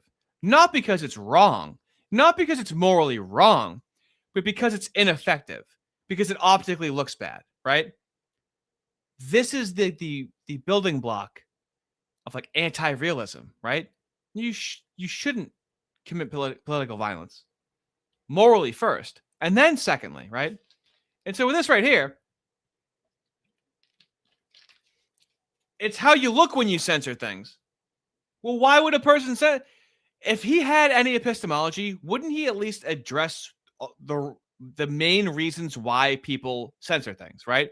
He never addresses the epistemology and the reason, the motivations why people censor things. That's missing from his analysis. This is probably one of the bigger differences between political and scientific discourse. When you censor someone politically, not only does it kind of prevent actual good data from entering the discussion, and thus the good data is less able to challenge. Good data. Good data. That's a midwit phrase right there, fellas. The bad data. When it comes to politics, Good it data, just bad makes data. the person on the side doing the censorship look like a tyrant. It brings it with it the automatic question, okay, are you just not? So this is what his epistemology sounds like. Second mixed legend, you shouldn't commit political violence because it's not scientific and doesn't make your enemies agree with you. We are missing the component of motivation. Not capable of dealing with this discourse in any kind of honest, good faith manner. You just have to ban them from the scene entirely. That question just immediately comes up, and it kind of immediately drowns out any kind of discussion of whether or not they're correct, because people will actually just start to assume that they're correct because they are being censored. Because everybody kind of intuitively knows that banning somebody from the debate stage is effectively. Yeah, we saw this with trans studies, where the people on the left are like, the science is on our side because it was censored to have differing data. Do you see how I just told you that in like 10 seconds? We're over halfway through the video right now. It's for ad revenue. It can't be for anything else. Just kind of cheating. You haven't actually defeated their ideas. You've just pulled shenanigans in order to get rid of them so that you don't have to defeat their ideas, which is very close to admitting that you can't defeat those ideas. In fact, you might as well admit defeat at that point. Well, if you could defeat those ideas, then why wouldn't you defeat those ideas? Reasonable question, right? Pretty linear. And indeed, you can find some pretty funny copes that are proving this. For example, a lot of the SJW types during that time, if you ask them about those people getting banned and shadow banned, they'll actually try and deflect from the topic and deny reality altogether. Deny reality? Who's denying reality right now? Did you guys know that socialists are liars about things that happened in recent history? Did you guys know that? They'll try to claim that bread tubers were getting banned just as much, or give very silly, nonsensical reasons for why big tech is actually biased against socialists, despite the fact that it absolutely isn't. Because again, everybody knows that censorship is cheating when it comes to political discourse, and so denial of that wrongdoing ends up being a legitimate strategy, even though it's just completely insane and obviously wrong. The question of which side is correct and which side is wrong, and who has the facts on their side, who doesn't, etc., etc. I need you. So when I say that it's a bunch of fluff just to get ad revenue, listen to this fluff right now. Blah, blah, blah, blah. He says blah, blah, blah. He says etc., blah, blah, blah. It's actually what he says. Legitimate strategy, even though it's just completely insane and obviously wrong. The question of which side is correct and which side is wrong, and who has the facts on their side, who doesn't, etc., etc., blah, blah, blah. One more which time. side is wrong and who has the facts on their side, who doesn't, etc., etc., blah, blah, blah. It kind of doesn't matter. And who has the facts on their side, who doesn't, etc., etc., blah, blah, blah. It kind of is wrong. And who has the facts on their side, who doesn't, etc., etc., blah, blah, blah. It kind of doesn't matter. That's what I mean by like this video is almost a half an hour. Okay. It's not like he really tried to make it concise. He's a bloviating moron, unfortunately. It's becoming indefensible at this point. because by pulling out the censorship card, you took away the ability to challenge those ideas, period. It also, of course, just ended up moving a lot of discussions of the alt-right and the new online right, and other various right-wing leaning ideologies, like me being a libertarian Hoppian as well. A lot of people with various different right-wing ideologies, well, we just kind of ended up discussing them on other places of the internet that did allow free speech. And this, of course, opened up the door for Nick Fuentes and people like... Is he explaining? So he already explained this in his original Groyper video. Who is he explaining this to? Like a cousin at a family party? Is he at like Thanksgiving dinner and he's explaining how dissident right-wing conversations were happening and then they were pushed into the internet and now they're allowed to talk now? Who is he explaining this to? Is the average age in his community like 58? Who is he explaining this to? Like him. The attempt to censor the Groypers has possibly been the greatest censorship failure. I have no problem. I have zero qualms at all whatsoever being one guy. RD, you were defending Israel 2 years ago. Yep. Now, imagine if I harshly defended myself, okay? And I was like, no, I didn't. Why are you saying that? Imagine if I went Jack Murphy, okay? And then you would pull up the videos, and then people would find that me defending Israel 2 years ago, and then that would be embarrassing. That would be the Streisand effect, you fucking moron. That's what that would be. I'm glad I could teach you something. So on the lich for 100 of something that I can't remember. Thank you. Well, Artie, you're asking for commies to have morals at all to begin with, when they have gone beyond reasonable doubt to show they have no morals. Beyond reasonable doubt, that's where I'm at with Mentis over here, okay? I mean, what's really... It's the billionaire Israeli VPN. that one really hurts because I found it almost through the Streisand effect. In modern history, which adds to another problem. Not only does censorship make an idea or a group or a person or a group representing those ideas, not only does it make it harder to challenge them because you don't have access to good data and you haven't prepared to challenge them, it also can make people more interested in the idea simply because it has been censored. More interested in the idea because it's censored. Fellas, why would something being censored draw people's interest? Do you see how he never goes a step further? Why would that draw their interest? Why is someone withholding information? How is he talking for so long, but he never extrapolates or goes into any more detail as to why? Oh, truth. Oh, right. I would say that's pretty obvious, right? Streisand knows, definitely. But I would say truth, right? But he never goes into that. These are just meaningless variables. Also known as the Barbra Streisand effect, named after, of course, Barbra Streisand, trying to make it so that people weren't allowed to talk about where her mansion was located, where she attempted to actually sue the photographer who took a picture of her mansion off of Malibu, California, in an attempt to get the picture taken away. This, of course, just made... If people criticized me on the issue 2 years ago, how do you think you would have responded? Well, I guess it depends what the criticism would be, you fucking moron. I had to think of a criticism. I don't know. Do you think no one criticized me on supporting Israel 2 years ago? Oh, it's unbelievable. It's incredible. Same criticism you're making now. Do you see how he thinks he made a point? Can someone tell me the point that he thinks he's making? The stuff you're saying now, people would have said back then. Oh, okay. What did that do for you? I don't understand. Now he's not sweeping for Mentis. He just can't criticize Mentis. Here's how you know someone can't criticize Mentis. These are the types of criticisms he's trying to make to me. Is that the criticisms I'm making now are criticisms people would have made then. Do you see how it's talking about talking? You see there's no... You can tell he's a Mentis fanboy. Do you see how there's no detail in what he's saying? What criticism? What are you talking about? Everything's just a variable. The criticism variable is there in the present, and it would have been there 2 years ago.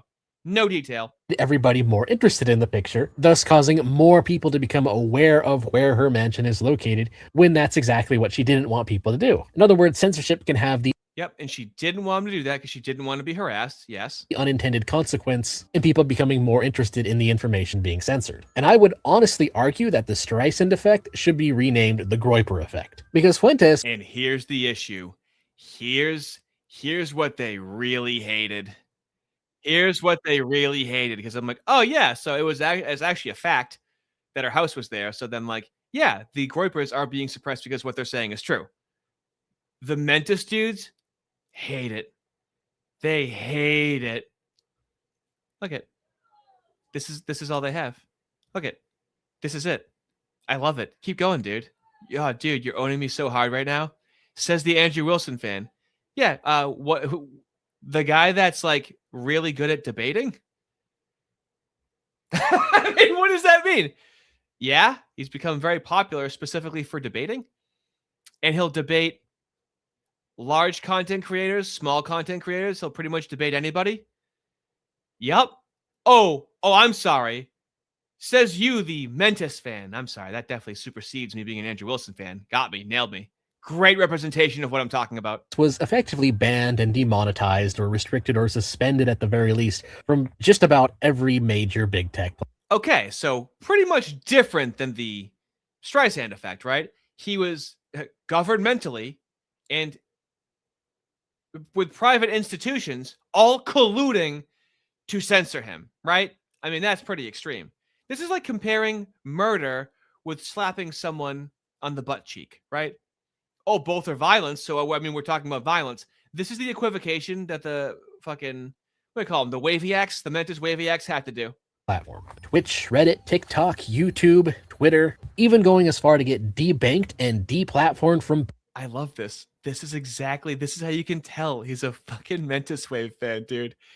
Now, he's speaking at a third grade level, a third grade reading level, okay? Literally, all Andrew does is talk about ideas and debating, and you love it. But when others talk about ideas, it's some kind of flaw. He just did exactly what I said they do. See, everyone talking about ideas is equal to him. It's just a variable. Why do you like it when this person talks about ideas and not when the other person talks about ideas? So his epistemology is either you like hearing people talk about ideas or you don't. There's no differentiation in the person. It's poetic.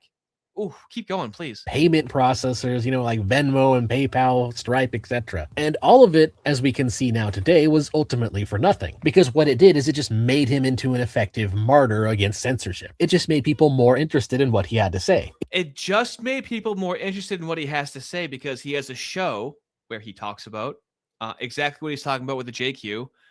We've covered a lot of it on stream, and we have receipts for everything that we're saying. It would take me a long time to just sit here and do it. I now understand why people J-Spurg. I want to apologize to people in the past that have J-Spurged, and I look down upon you. I get it now. Oh, people are so dense on this topic, and the lengths they go through are hilarious when you're me. If you can look at how funny it is pretty funny. It's just kind of a basic psychological phenomenon. When someone gets censored, a lot of the people's knee-jerk reaction is to assume that the people doing the censoring are, again, just cheating on the debate stage. The immediate... Yeah, they're just cheating on the debate stage, It's arbitrary. They're doing it for an arbitrary reason, is his epistemology.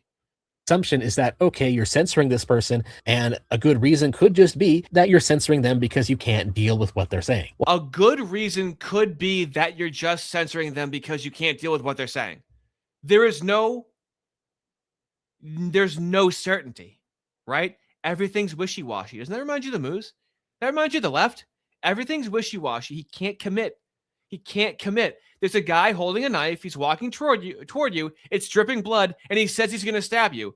Technically, do you 100% know he's going to stab you? Technically, no. How stupid of a conversation is this? Whether or not that's true and whether or not they actually do have good ideas is kind of irrelevant. Why is that irrelevant? That the basis, the validity of the censorship is contingent on the causality, on why it's happening. That's how I know how to feel about it. I'll put it to you this way. Let's do broad censorship, right? censorship is bad. Let's start there, right? The government, the UK censoring free speech against white people. That's bad, okay? A parent censoring the free speech of their child and censoring them from swearing. Not bad, right? You see how it's very contextual? I'm sorry if I'm talking to you like kindergartners, but Mentis forces me to talk like I'm talking to a child. Because the very act of censorship is often viewed as just an act of admitting defeat. And you can see this pretty obviously when you try. Oh, I love it. Oh, I love it. My point is that the entire point of this stream is character assassination. It's not criticism. It's don't watch Mentis because he's on the payroll.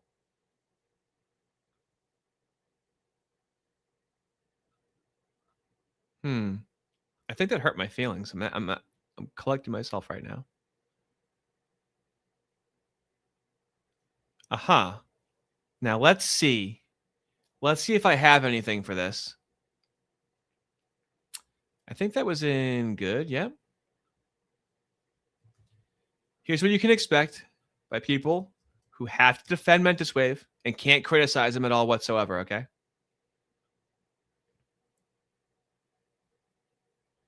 Here. Oh, this is perfect. Let's put these side by side right now. So I'm going to read what he said again.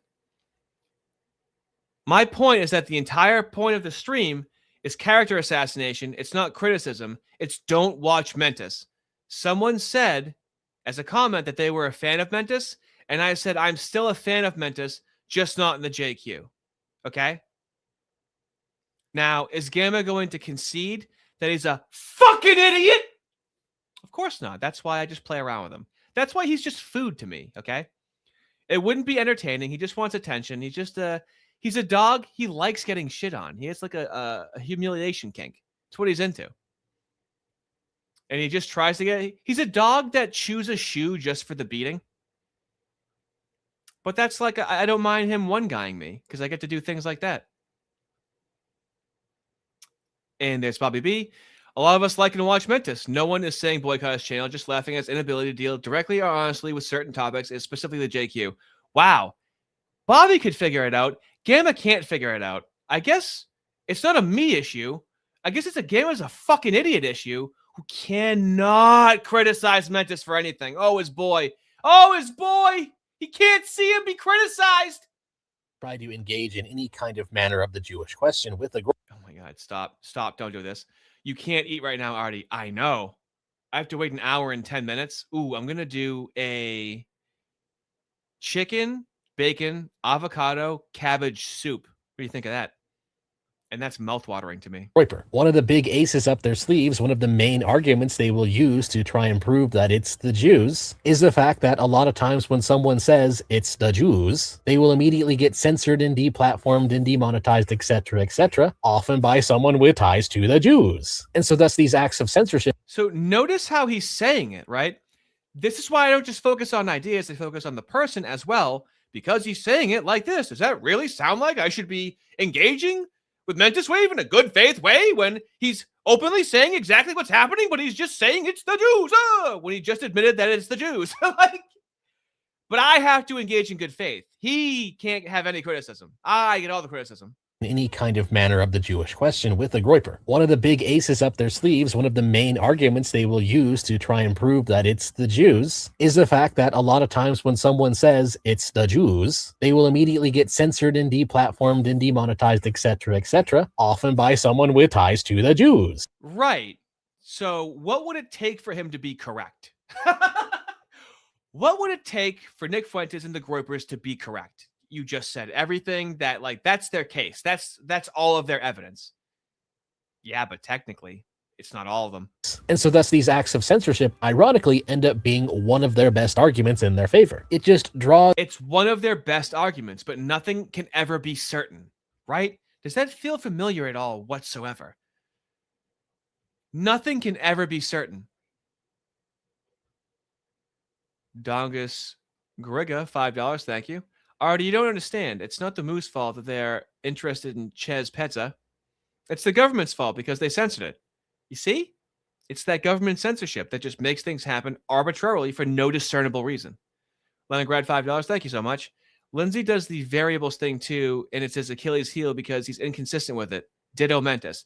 Thank you. You understand what I'm saying. These are just random variables. So, for example, what you're saying about James Lindsay is equal and opposite. If it happens on the left, then it must happen equal and opposite on the right. These are not mathematical variables. At the same time, it's not that complicated. It's not like this complicated analogy. Arden Party, $2. Best mod in the game. I'm late, start over. I'll put you in timeout. Hey, there's some nice fucking food for you to play with in chat, buddy. You'll know who he is. There's some real fun food for you to play with. I put him on screen a little bit. Go ahead and play with your food, buddy. It's fun. More people to their cause. If you ever get into psychology, one of the basic concepts is the concept of the forbidden fruit. When you so now we're doing, see what's a concept, the concept of the forbidden fruit. So it's forbidden to talk about it. So people want to talk about it, but why is it forbidden?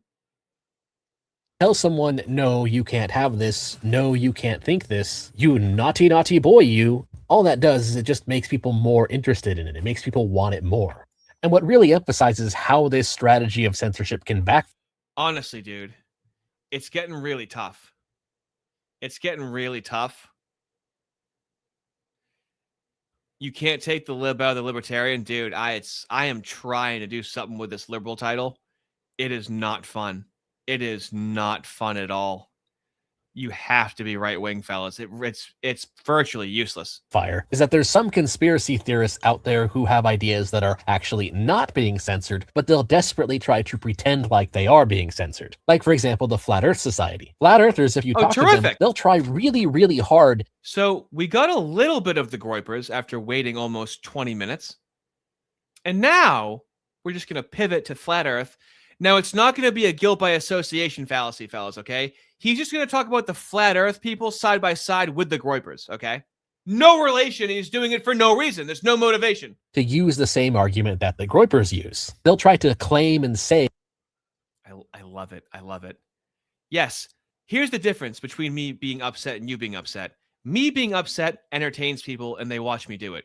You being upset is you alone literally arguing online for hours, okay?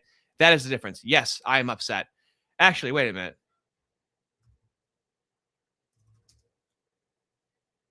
I am upset. Hold on.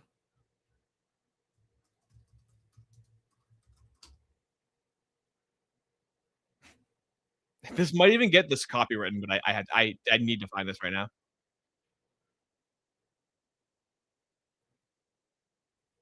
This is how I feel right now. Yeah. Say it. I'm upset. Say it so the whole band can hear you.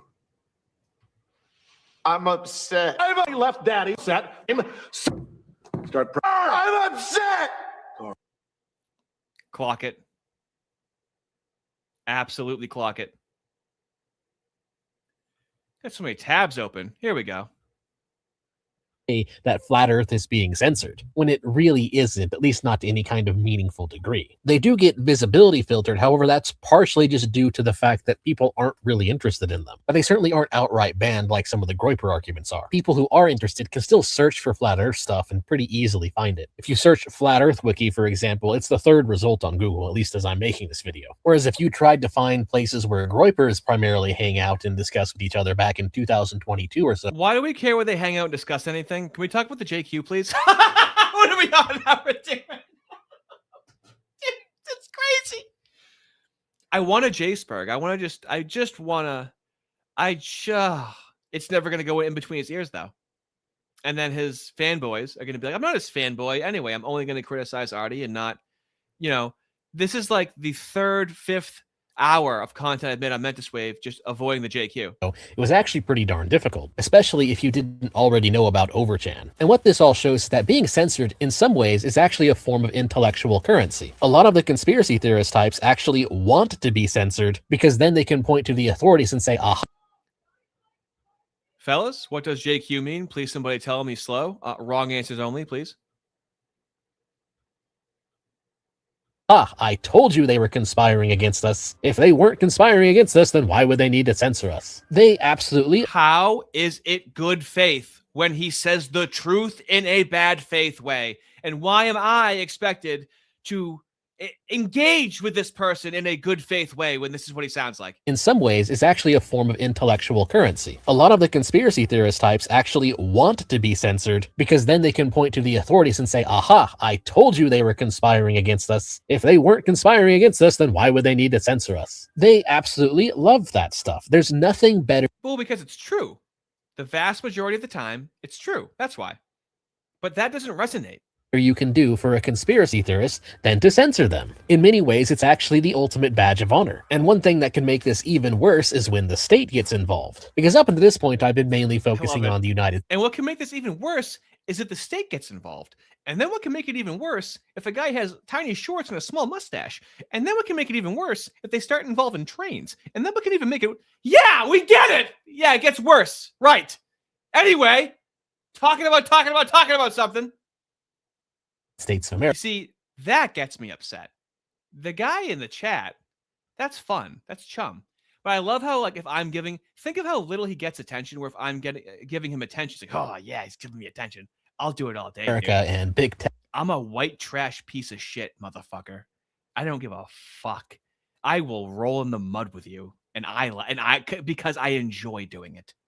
And private censorship, which honestly kind of wasn't really private. There was actually a lot of state involvement in it. But of course, over in Europe, as many of you may be familiar with, European countries tend to have actual laws against this stuff. And for very similar reasons, those laws have been painfully ineffective. For example, Holocaust denial. Do you see everything's just accidental? Those laws are painfully ineffective, and, you know, they just arbitrarily didn't work.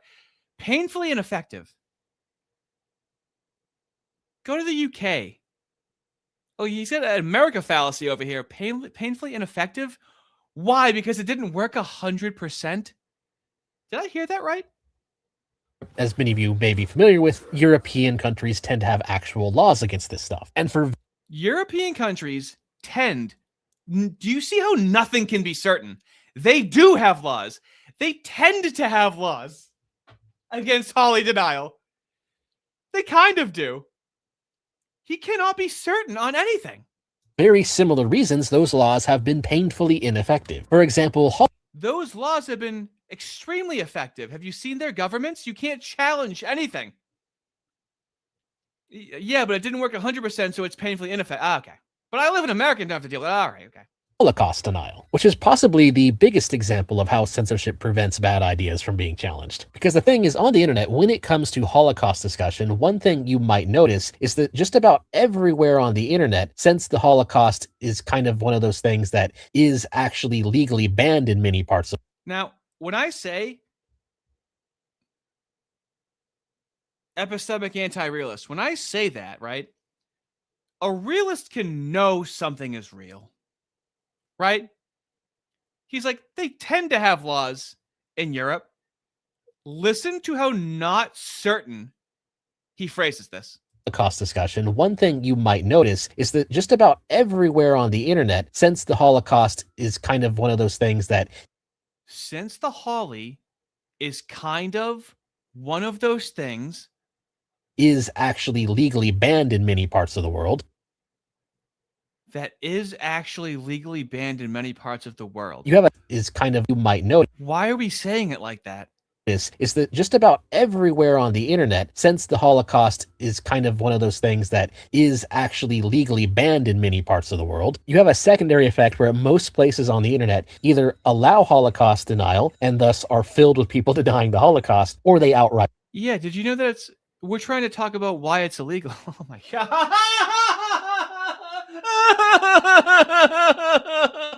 He's making me cry now. Can we just talk about the JQ and why? The question? Can we get at the questions? No? Hey, did you guys know that since the Holly denial is illegal in countries, it's difficult to talk about in online spaces because it's against the law? Did you guys know that? Mentis, thank you, baby. I appreciate it. Ban it, and thus they only have posts about people refuting Holocaust denial, but there's no actual discussion. For example, on places like Reddit, where they have large posts refuting Holocaust denial, anybody who goes there to try and dispute it will then immediately get banned for denying the Holocaust. And part of that is just because they don't want state regulators from countries that ban Holocaust denials breathing down their necks. And so the result is that finding a debate, whether it be on forums or a live debate, Not going to jail, breathing down their necks. That's what it is. They don't want them breathing down their necks.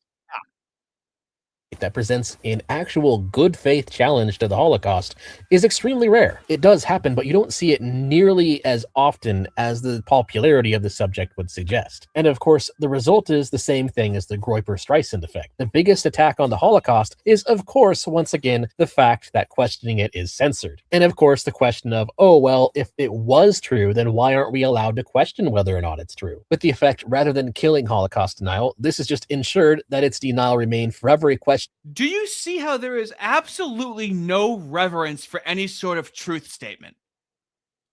Jest. And of course, the result is the same thing as the Groyper-Streisand effect. The biggest attack on the Holocaust is, of course, once again, the fact that questioning it is censored. And of course, the question of, oh, well, if it was true, then why aren't we allowed to question whether or not it's true? With the effect, rather than killing Holocaust denial, this is just ensured that its denial remain forever because they're hiding the truth. Oh, this is Ouroboros. Do you see how circular this is? How is this listenable? This easily could have been a 7-minute video. Question people's minds due to it being a forbidden fruit. Rich and powerful elites don't want you to look at this, which means that everybody. This kills me. The talking about it. I've gone through that with girlfriends too many times, and that's where this frustration comes from.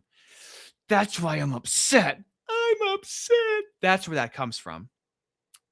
Fellas, we talk about the elites. You ready for the elites, whoever those are? Killing Holocaust denial, this is just ensured that its denial remain forever a question in people's minds due to it being a forbidden fruit. Rich and powerful elites don't want you to look at this, which means that everybody now wants to look at it. It's just... Why do rich and powerful elites not want you to look at it? Mentis, you never go a step further. It's boring.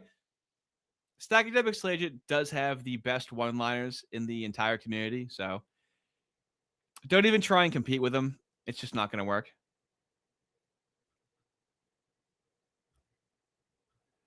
Dios mío. What do we got? Did I? I did, right? I did. I've read this. Yeah, I read that. Stagnation Agent for $5.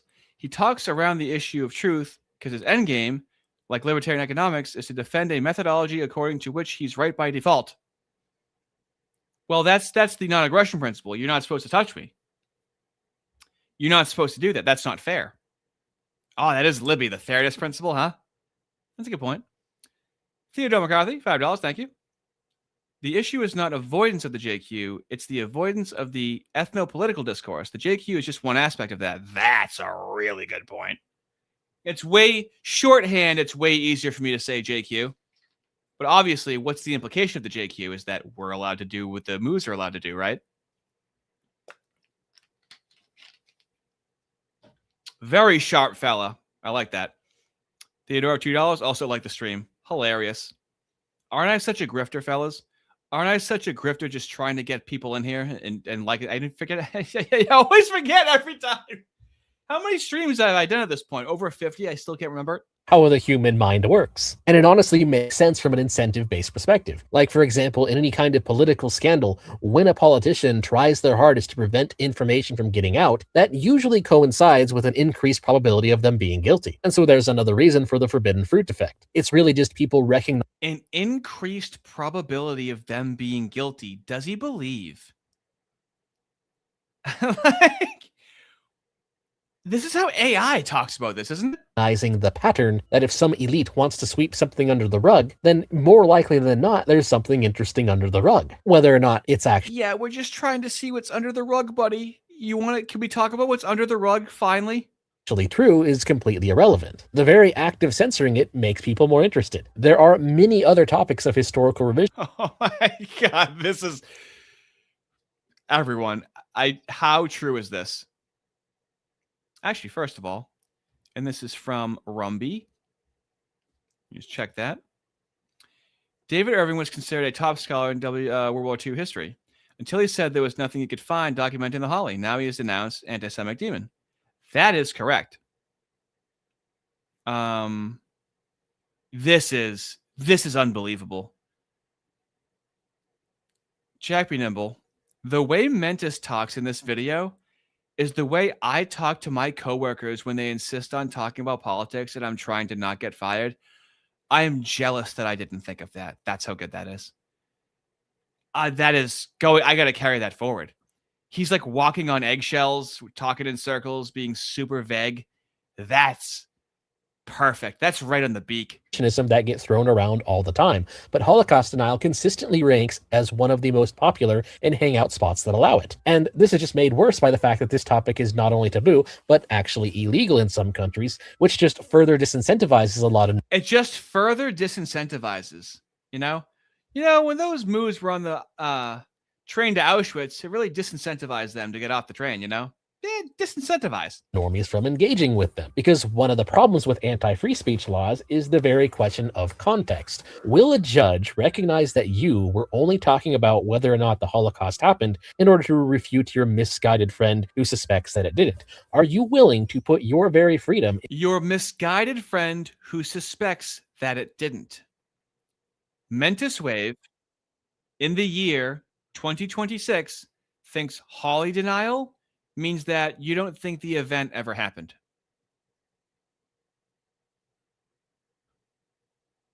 I'm still here. I want that to sink in. He thinks it's only denial if you're denying. He takes it literally, okay? Jews have been kicked out of every country we've ever lived, and it's never been our own fault. He thinks that it's only if you deny it. Does he really? If he really thinks that, then he's a midwit and he's low IQ, right? If you really think, and you're talking about this topic for as many times he's talked about it, he thinks Holly denial is only if you deny the Holly. Dang! Did you come? Like, there's still people that think, especially him, he should know about this. You think? That's incredible. Hey, Faye, you're not loving Israel enough. You don't worship Israel enough. In the hands of some state-appointed bureaucrat to determine the context and whether you walk or get the slammer. Now here's the thing. Now here's a question, right? I very much appreciate your honesty. Not gonna lie, I thought Holly denial was also you literally deny. We have all thought that at a certain point. Okay? We have all thought that at a certain point. Now, when you look, you just have to look it up one time and you realize it's doubting the narrative and it's very soft language. And I showed it in the video that I made about MentisWave yesterday.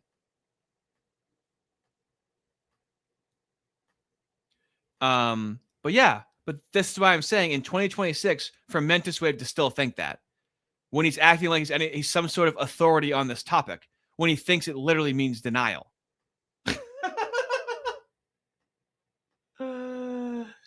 Did Revenant do a video on how the left manipulates language? Mentis is falling for that exact. I know. I was gonna play his midwit video. My channel is turning me into just being a mirror of his videos. While the possibility of such a screw up happening to you is extremely unlikely, the thing is it's not zero, and so it's thus not really worth the risk, and thus many of the Holocaust denial spaces remain even more immune to being challenged. And what makes this particular example kind of sad. Now, do you see how this person is asking?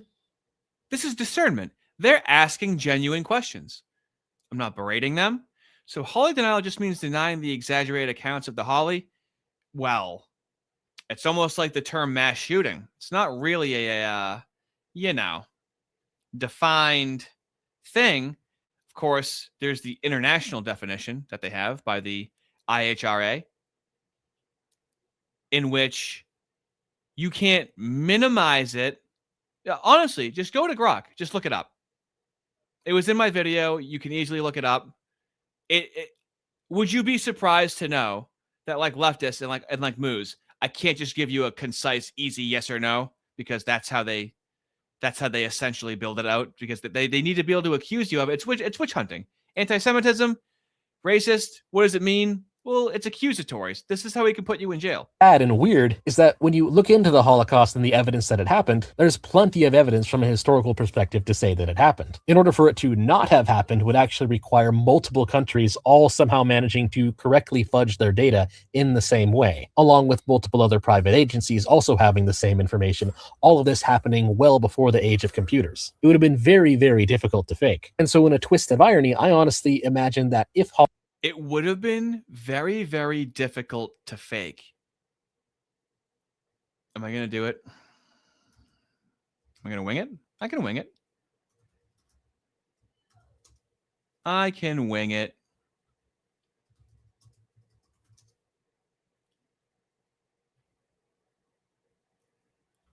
Uh-huh.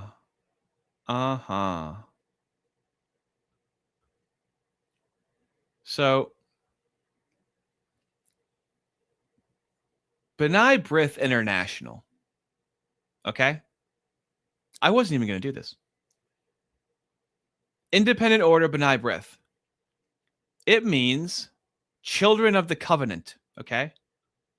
And it is an American 501c3 nonprofit Muish service organization.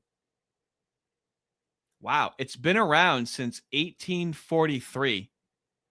Now, he's saying like, yeah, like how would they, in 1942, how would they have like had this level of communication with each other, right? Or even after that?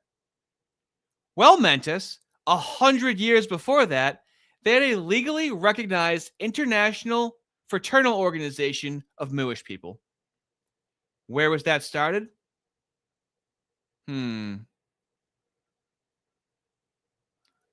That was started in New York City. Now, we can use logic. You know how it's a stereotype that there's so many moos in New York City? That's the international fraternal headquarters of B'nai B'rith. That's a reason why. And you want to know what's funny? You want to know what's really funny? It was made by German Muish immigrants. So they came from Germany in 1843. And they didn't stop. And 100 years later, the Holly happened, okay? It was organized. Now, was it in the open? No. It was organized as a secret lodge. They're reading! We got a Rosenberg sighting. This isn't even J-sparking, okay? So, when MentisWave, incredulously, might I add, when he says, all somehow managing to correct the Holocaust and the evidence that it happened, there's plenty of evidence from a historical perspective to say that it happened. In order for it to not have happened would actually require multiple countries all somehow managing to correctly fudge their data in the same way, along with multiple other private agencies also having the same information, all of this happening well before the age of computers. They have been communicating internationally while we had slaves in the United States. They were internationally communicating with each other. Okay? Am I really being unfair to them? See, but I can't say anything mean. We're only going to focus on the mean things that I say. We're going to ignore how I am not discouraging people to go and watch them and support them. I'm just saying how I disagree on the JQ. We're going to ignore all that because I'm criticizing Mentis. What else would it be? It would have been very, very difficult to fake. And so in a twist of irony, I honestly imagine that if Holocaust denial was allowed, then it probably wouldn't even really be a subject that gets discussed very much very often. Oh my God. Yes, academic agent. I like how he thinks faking things, especially a consensus around historical matters, was more difficult before computers. Dude, right? Hey, did you guys notice how it was way easier for there to be serial killers before the internet? That's such a good point. That really is a good point. Often. Or at the very least, it wouldn't be significantly more popular than other subjects of historical revision, or other cases of genocide denial. So if not for the forbidden fruit effect, and again the question of, oh, well, if this wasn't true, then why are they censoring it? A lot more people would probably be over it by now. And it also hints at the conclusion here, because making it illegal hints at the actual fallacy behind censorship. Making it illegal hints at the actual fallacy. What I want to do, I think top rope. I think flaming. No, not top rope. I think off of a roof. I think fall away slam off of a roof through 3 tables lit on fire is what I want to do to him. Give me that again. For other cases of genocide denial. So if not for the forbidden fruit effect, and again the question of, oh, well, if this wasn't true, then why are they censoring it? The forbidden fruit, everything's in effect in a fallacy. Everything's theoretical, so you're not in reality. Everything's constantly hypothetical and theoretical and metaphysical. Nothing is ever real for him. A lot more people would probably be over it by now. And it also hints at the conclusion here, because making it illegal hints at the actual fallacy behind censorship. Making it illegal hints at the actual fallacy. I would love to see his World War II synopsis and point out all the fallacies. I need to see the concentration camp fallacies. Does he have he has a Patreon or something, right? Is there requests? Can we pool money together? Can we give him $1,000 to force him to make all the fallacies of the concentration camps? Which is that the very act of censorship is actually just something known as an ad baculum fallacy, which is something that's also known as argument to the stick. Why do you have to call this a fallacy? What one attempts to appeal to force to bring about the acceptance of a conclusion. You could be beating him with a stick, and he's like, fallacy. He would be really annoying to beat. First of all, you shouldn't physically assault Mentis because it's morally wrong. Second of all, you shouldn't beat Mentis because it wouldn't be satisfying. He would be calling out fallacies. You're smashing teeth out of his mouth, and he's calling out fallacies. He would say to Andrew Wilson that force doctrine is a fallacy. How are you in reality if this is how you communicate 100% of the time? It's effectively just appealing to force and fear. It's telling people that you're going to believe this or else. It's like someone saying X is true, and if you don't agree with me that X is true, I'm going to bomb your house. So do you agree that X is true? And while ad baculum in the moment, if the person making it actually does have a lot of power and authority behind them, it can be an on the surface convincing argument. Behind that, dude, how are you this fucking gamma guy and you see how much fun everyone's having in the chat and you're just so grumpy? Look at how much fun you guys are having. What a curmudgeon that guy is. Very upset. It's actually an extremely unconvincing argument. Ad baculum is probably one of those fallacies that just about every, even semi-rational, even below average intelligent people understand is not a good argument at all. Saying believe or else does not prove anything, but that's effectively what's... Did you guys know that saying believe or else doesn't prove anything? We're learning so much with Mentis tonight, aren't we? This video could have been 17 seconds long. Censorship is. It's just saying believe this or don't say this or else we're going to ban you or we're going to jail you or we're going to find you, etc., etc., etc. And ultimately the problem is that's just an invalid argument. It doesn't actually prove anything. And from a psychological perspective, it actually makes people less likely to want to agree with you. There's a psychological phenomenon known as a psychological reactance theory that has been reproduced several times and confirmed by numerous studies. The TLDR of it is you're more likely to get people to agree with you or want to go along with you. Is he explaining this to a child right now? Like a kindergartner? Like, I know that you want to use force and you want to push little Billy over, but, maybe have him try to be like your friend and maybe he'll listen to you more when you want to. This is like what you would say to a kindergartner. His audience is kindergartners. If you just politely ask them to do so, than if you try to threaten them to do so. Because when people perceive that there's some kind of threat to their freedom to act, they immediately dislike that because people generally don't like having their freedom taken away. And so ad baculum is actually an extremely unconvincing argument. It might get some compliance from the sheeple, but it... Well, it's funny. You say appeal to authority fallacy, but Mentis usually acts like he's the authority on the topic he's speaking of. which is unearned, which is clearly not any sort of authority.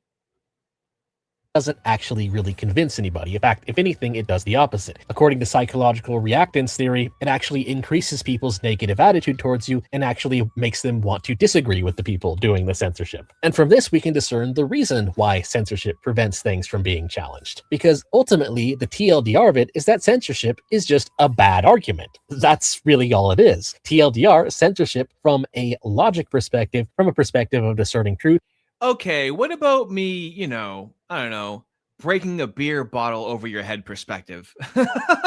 Is just a really, really, really terrible, unconvincing argument that, if anything, convinces people of the opposite. It actually makes people want to disagree with your position even more. And indeed, when you look at a lot of censorship on the internet, a lot of the people who are heavy on it, they don't look cool, they don't look interesting. Did you know that the people that are heavy on censorship on the internet don't really look cool?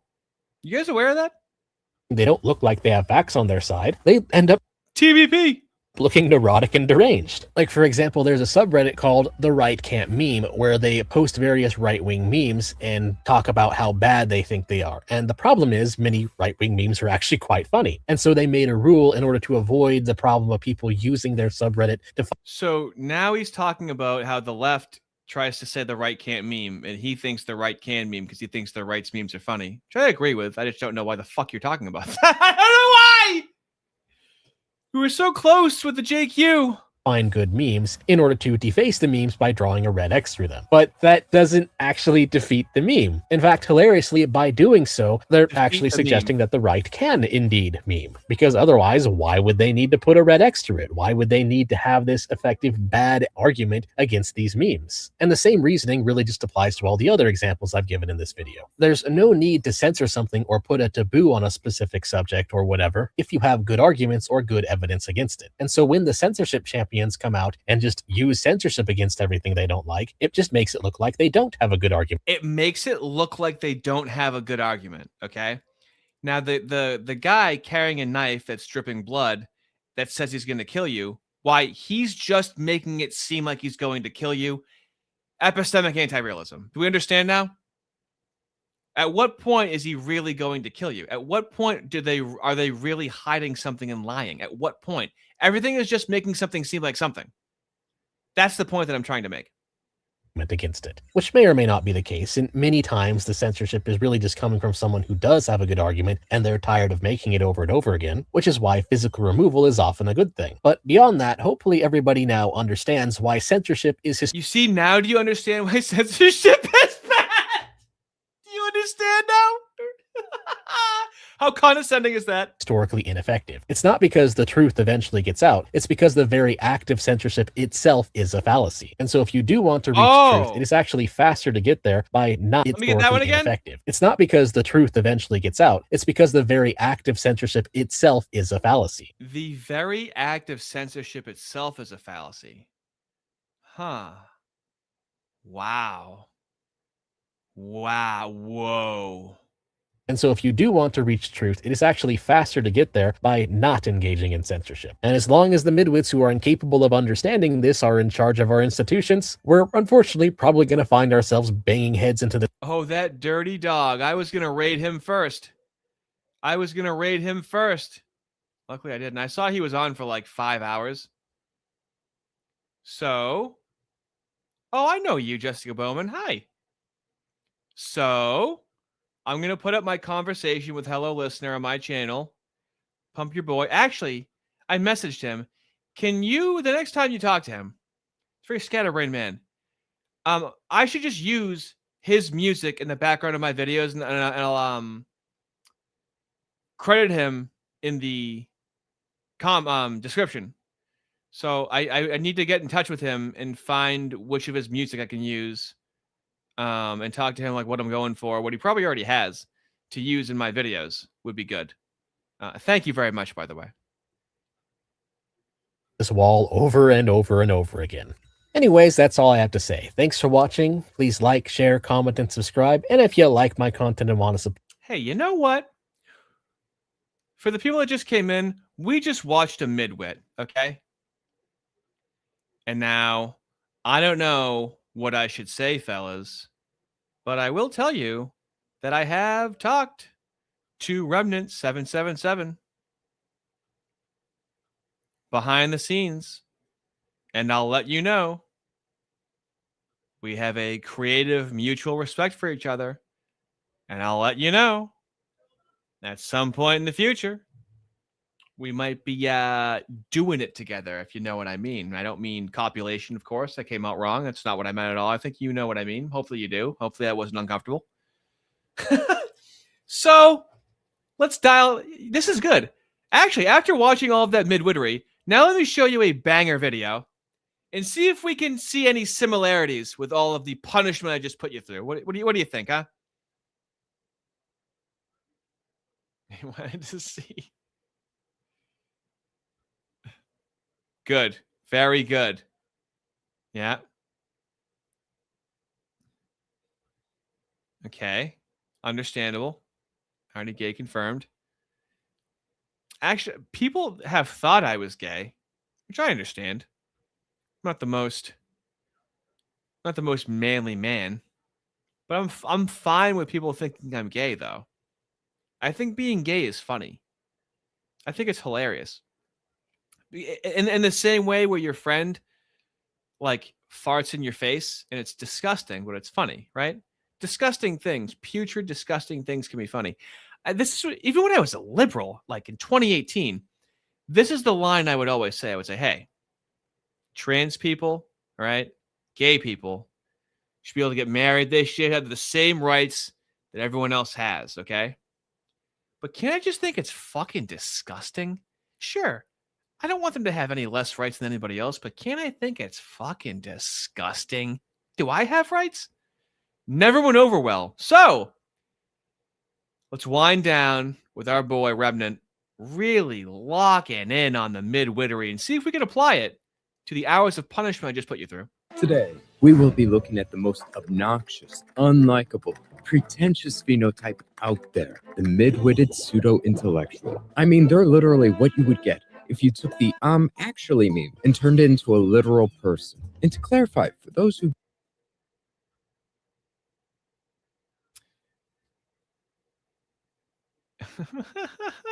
we mom died in the valley. That's great. Total Blackout Painting, TBP, $10. Thank you so much. Do you know why people think farts are funny? Because farts are funny. Technically, that's a tautology.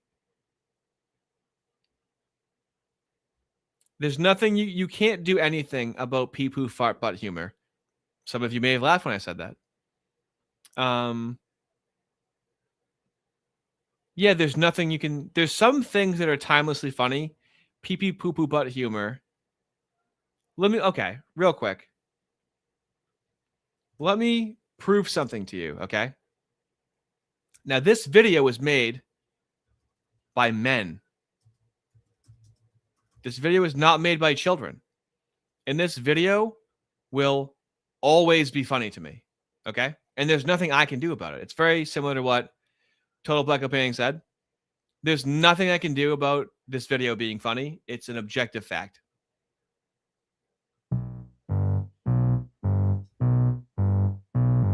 I've got a little willy. I put it in my bum. Move my back. Wait a minute. We need the video. Is the video not here anymore? Am I that old that I remember the video? No. Hold on. No.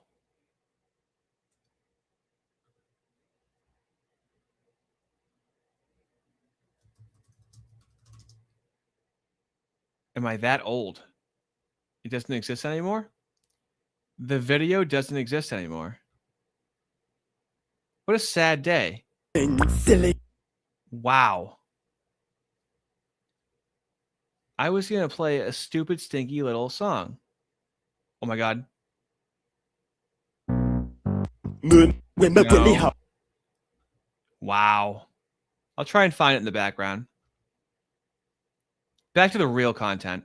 don't know, a midwit is someone who's of average intelligence, and they think of themselves and present themselves as someone of higher intelligence, which is seen in this meme of the midwit. Then after that, we have this pseudo-intellectual. This person is deceptive, they pretend to be knowledgeable or intelligent, while they are somebody who lacks genuine depth and understanding of a subject. Now, these are two distinctly different things, but they have a lot of overlap. And a lot of the traits we just covered, they're generally seen in the same people. And as somebody who has a lot of experience with these people in general, I believe I have a very good understanding of them. I know how they operate, why they behave the way that they do, and how to spot them. But here's the thing. Plenty of videos already have gone over this. They've covered this exact same topic. And I would say that they're very valuable. And for the sake of not regurgitating that same information, think of this video as an addendum to their work and not. Do you see how he's explaining in a little more detail, minute by minute, the midwit? There's different types. See how we're a little more descriptive? The end-all be-all. Firstly, we have to understand them, know exactly what drives them. And at their core, they are very antisocial people who are extremely insecure. That is where a lot of their obnoxious behavior stems from. Now, let me give you an example here. Let's say that you were talking to one of these midwits. Well, would you look at that? He's giving us an example of what he's talking about. And would you look at that? The video's only 11 minutes. Wow, what a professional. And you said, the weather outside looks beautiful. Off of that statement alone, they're going to rush into it and say, yes, it is. And that happens because of the high pressure systems over our heads. You see, the clear skies happen when the air sinks instead of rising in the way that the sunlight scatters through the atmosphere and makes it look brighter. We haven't even talked about what do you even mean by beauty and how we can prove what beauty is at the end of the day. Oh my word. Just shut up. Nobody cares. Nobody gives a shit about whatever you're saying, right? Did we feel that way with the MentisWavean in the chat, right?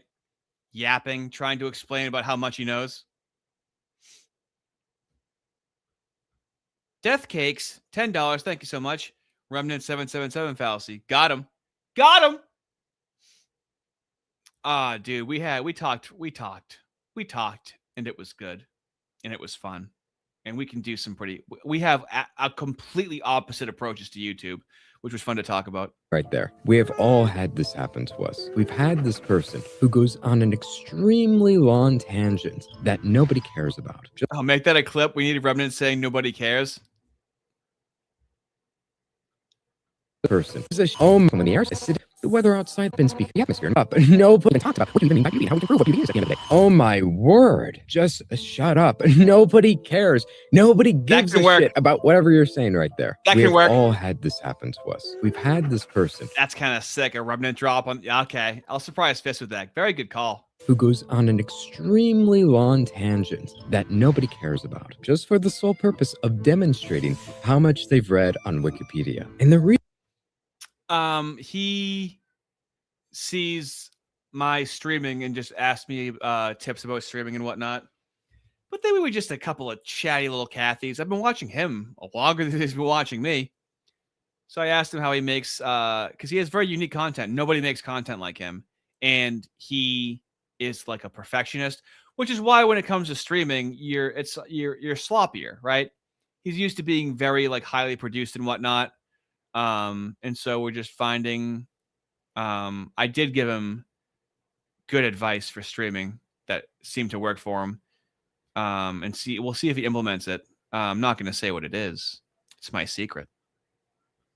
The reason why they do this is because when you interact with them is what is always at the center of their mind is, how can I take this opportunity to show the people around me how smart and knowledgeable I am? Which at the end of the day is rotten to the core because it is only self-serving. And people can sense this. We all sense this coming a mile away and we hate it. Which ties into the key aspect of pseudo-intellectuals, why they're feigning knowledge, wisdom, or intelligence. They don't learn the things that they do because it's useful to implement it into their own lives. No, they don't care about that. What they care about is using it to impress the people around them, which is just fake. Now, does it sound like Mentis is trying to impress people, right? Tries to sound very impressive. They are wrong, right? But Mentis, he's the one that knows. You got to listen to Mentis.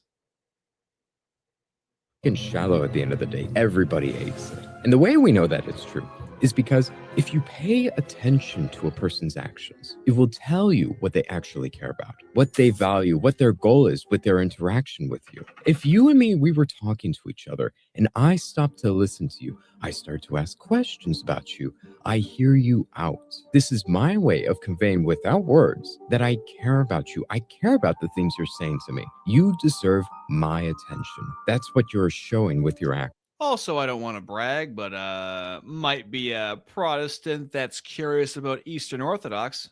Well, on the other hand, if I just ignored you, I talked over you, I just went on long, irrelevant tangents about the things I know, that is my way of saying to you, you are unimportant to me. What I truly care about is not you, but it's how I appear to you. You see what I'm getting at? This is one simple example to explain the lens in which we need to view these things. If you use this lens to view all social interactions between people, you will have a better understanding of people in general. And Also, I found it.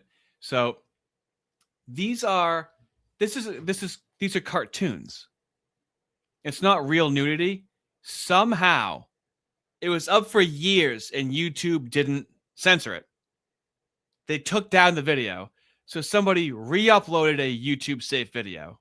And this is what I'm gonna end us with, because it's almost time for Daddy to eat and I gotta start cooking. Boy. There is nothing you can do about this. Come on. Yes, do it. Yes. I've got a little willy, I put it in my bum. Me and my bum have all kinds of fun. Me and my willy are really old friends. Wanna put that with my willy hole in. Silly old willy, look what you've done. You've got water on my friendly old bum. My willy's silly and a little bit dumb. And my bum needs plums cause the plum tastes yum. Willy bum bum bum bum.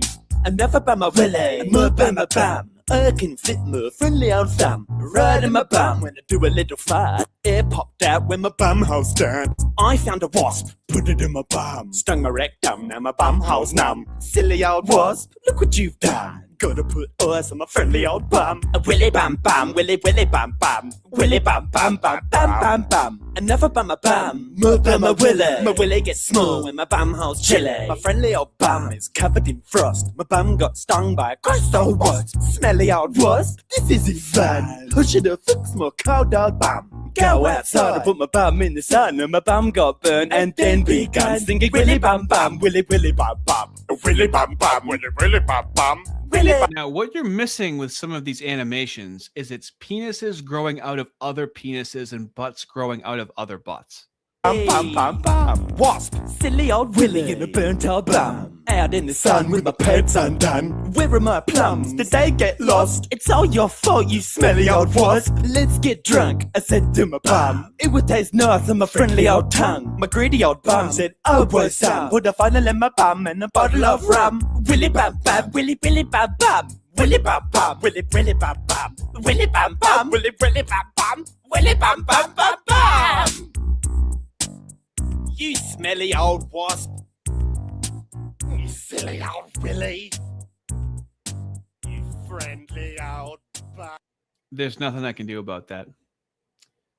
Butts and wieners are funny. Now, here's the thing. Here's the weird part. Pussies aren't funny. Dicks are funny. Isn't that strange? I've pulled my dick out at parties. Everyone laughed. That really sounds like a small, pathetic dick. No, it's because all dicks are funny. Even if you pull out your dick at a party and it's a big dick, it's still funny. No matter the size of your dick, people think it's funny if you pull it out at a party, okay? Now, if you whip your cunt out at a party, that's not very funny, okay? No one's ever thought it's funny. Tits are not funny. They're cool. These are very different things. So dicks are funny. Butts are funny. Tits are cool. What are pussies? Why? Put your fucking pussy away. Right? Did I get all that right? JLM Knight for $5. Thank you very much. More coherent than the erudite debate. Right? I love just torturing you guys. I don't know why. Okay, well, I have to eat. Time to send you guys to Rob. No! You know the drill, fellas. Hope you enjoyed. Represent the fellas. Look at this guy trying his examples together with his explanations. Have a good night, fellas. Thank you so much.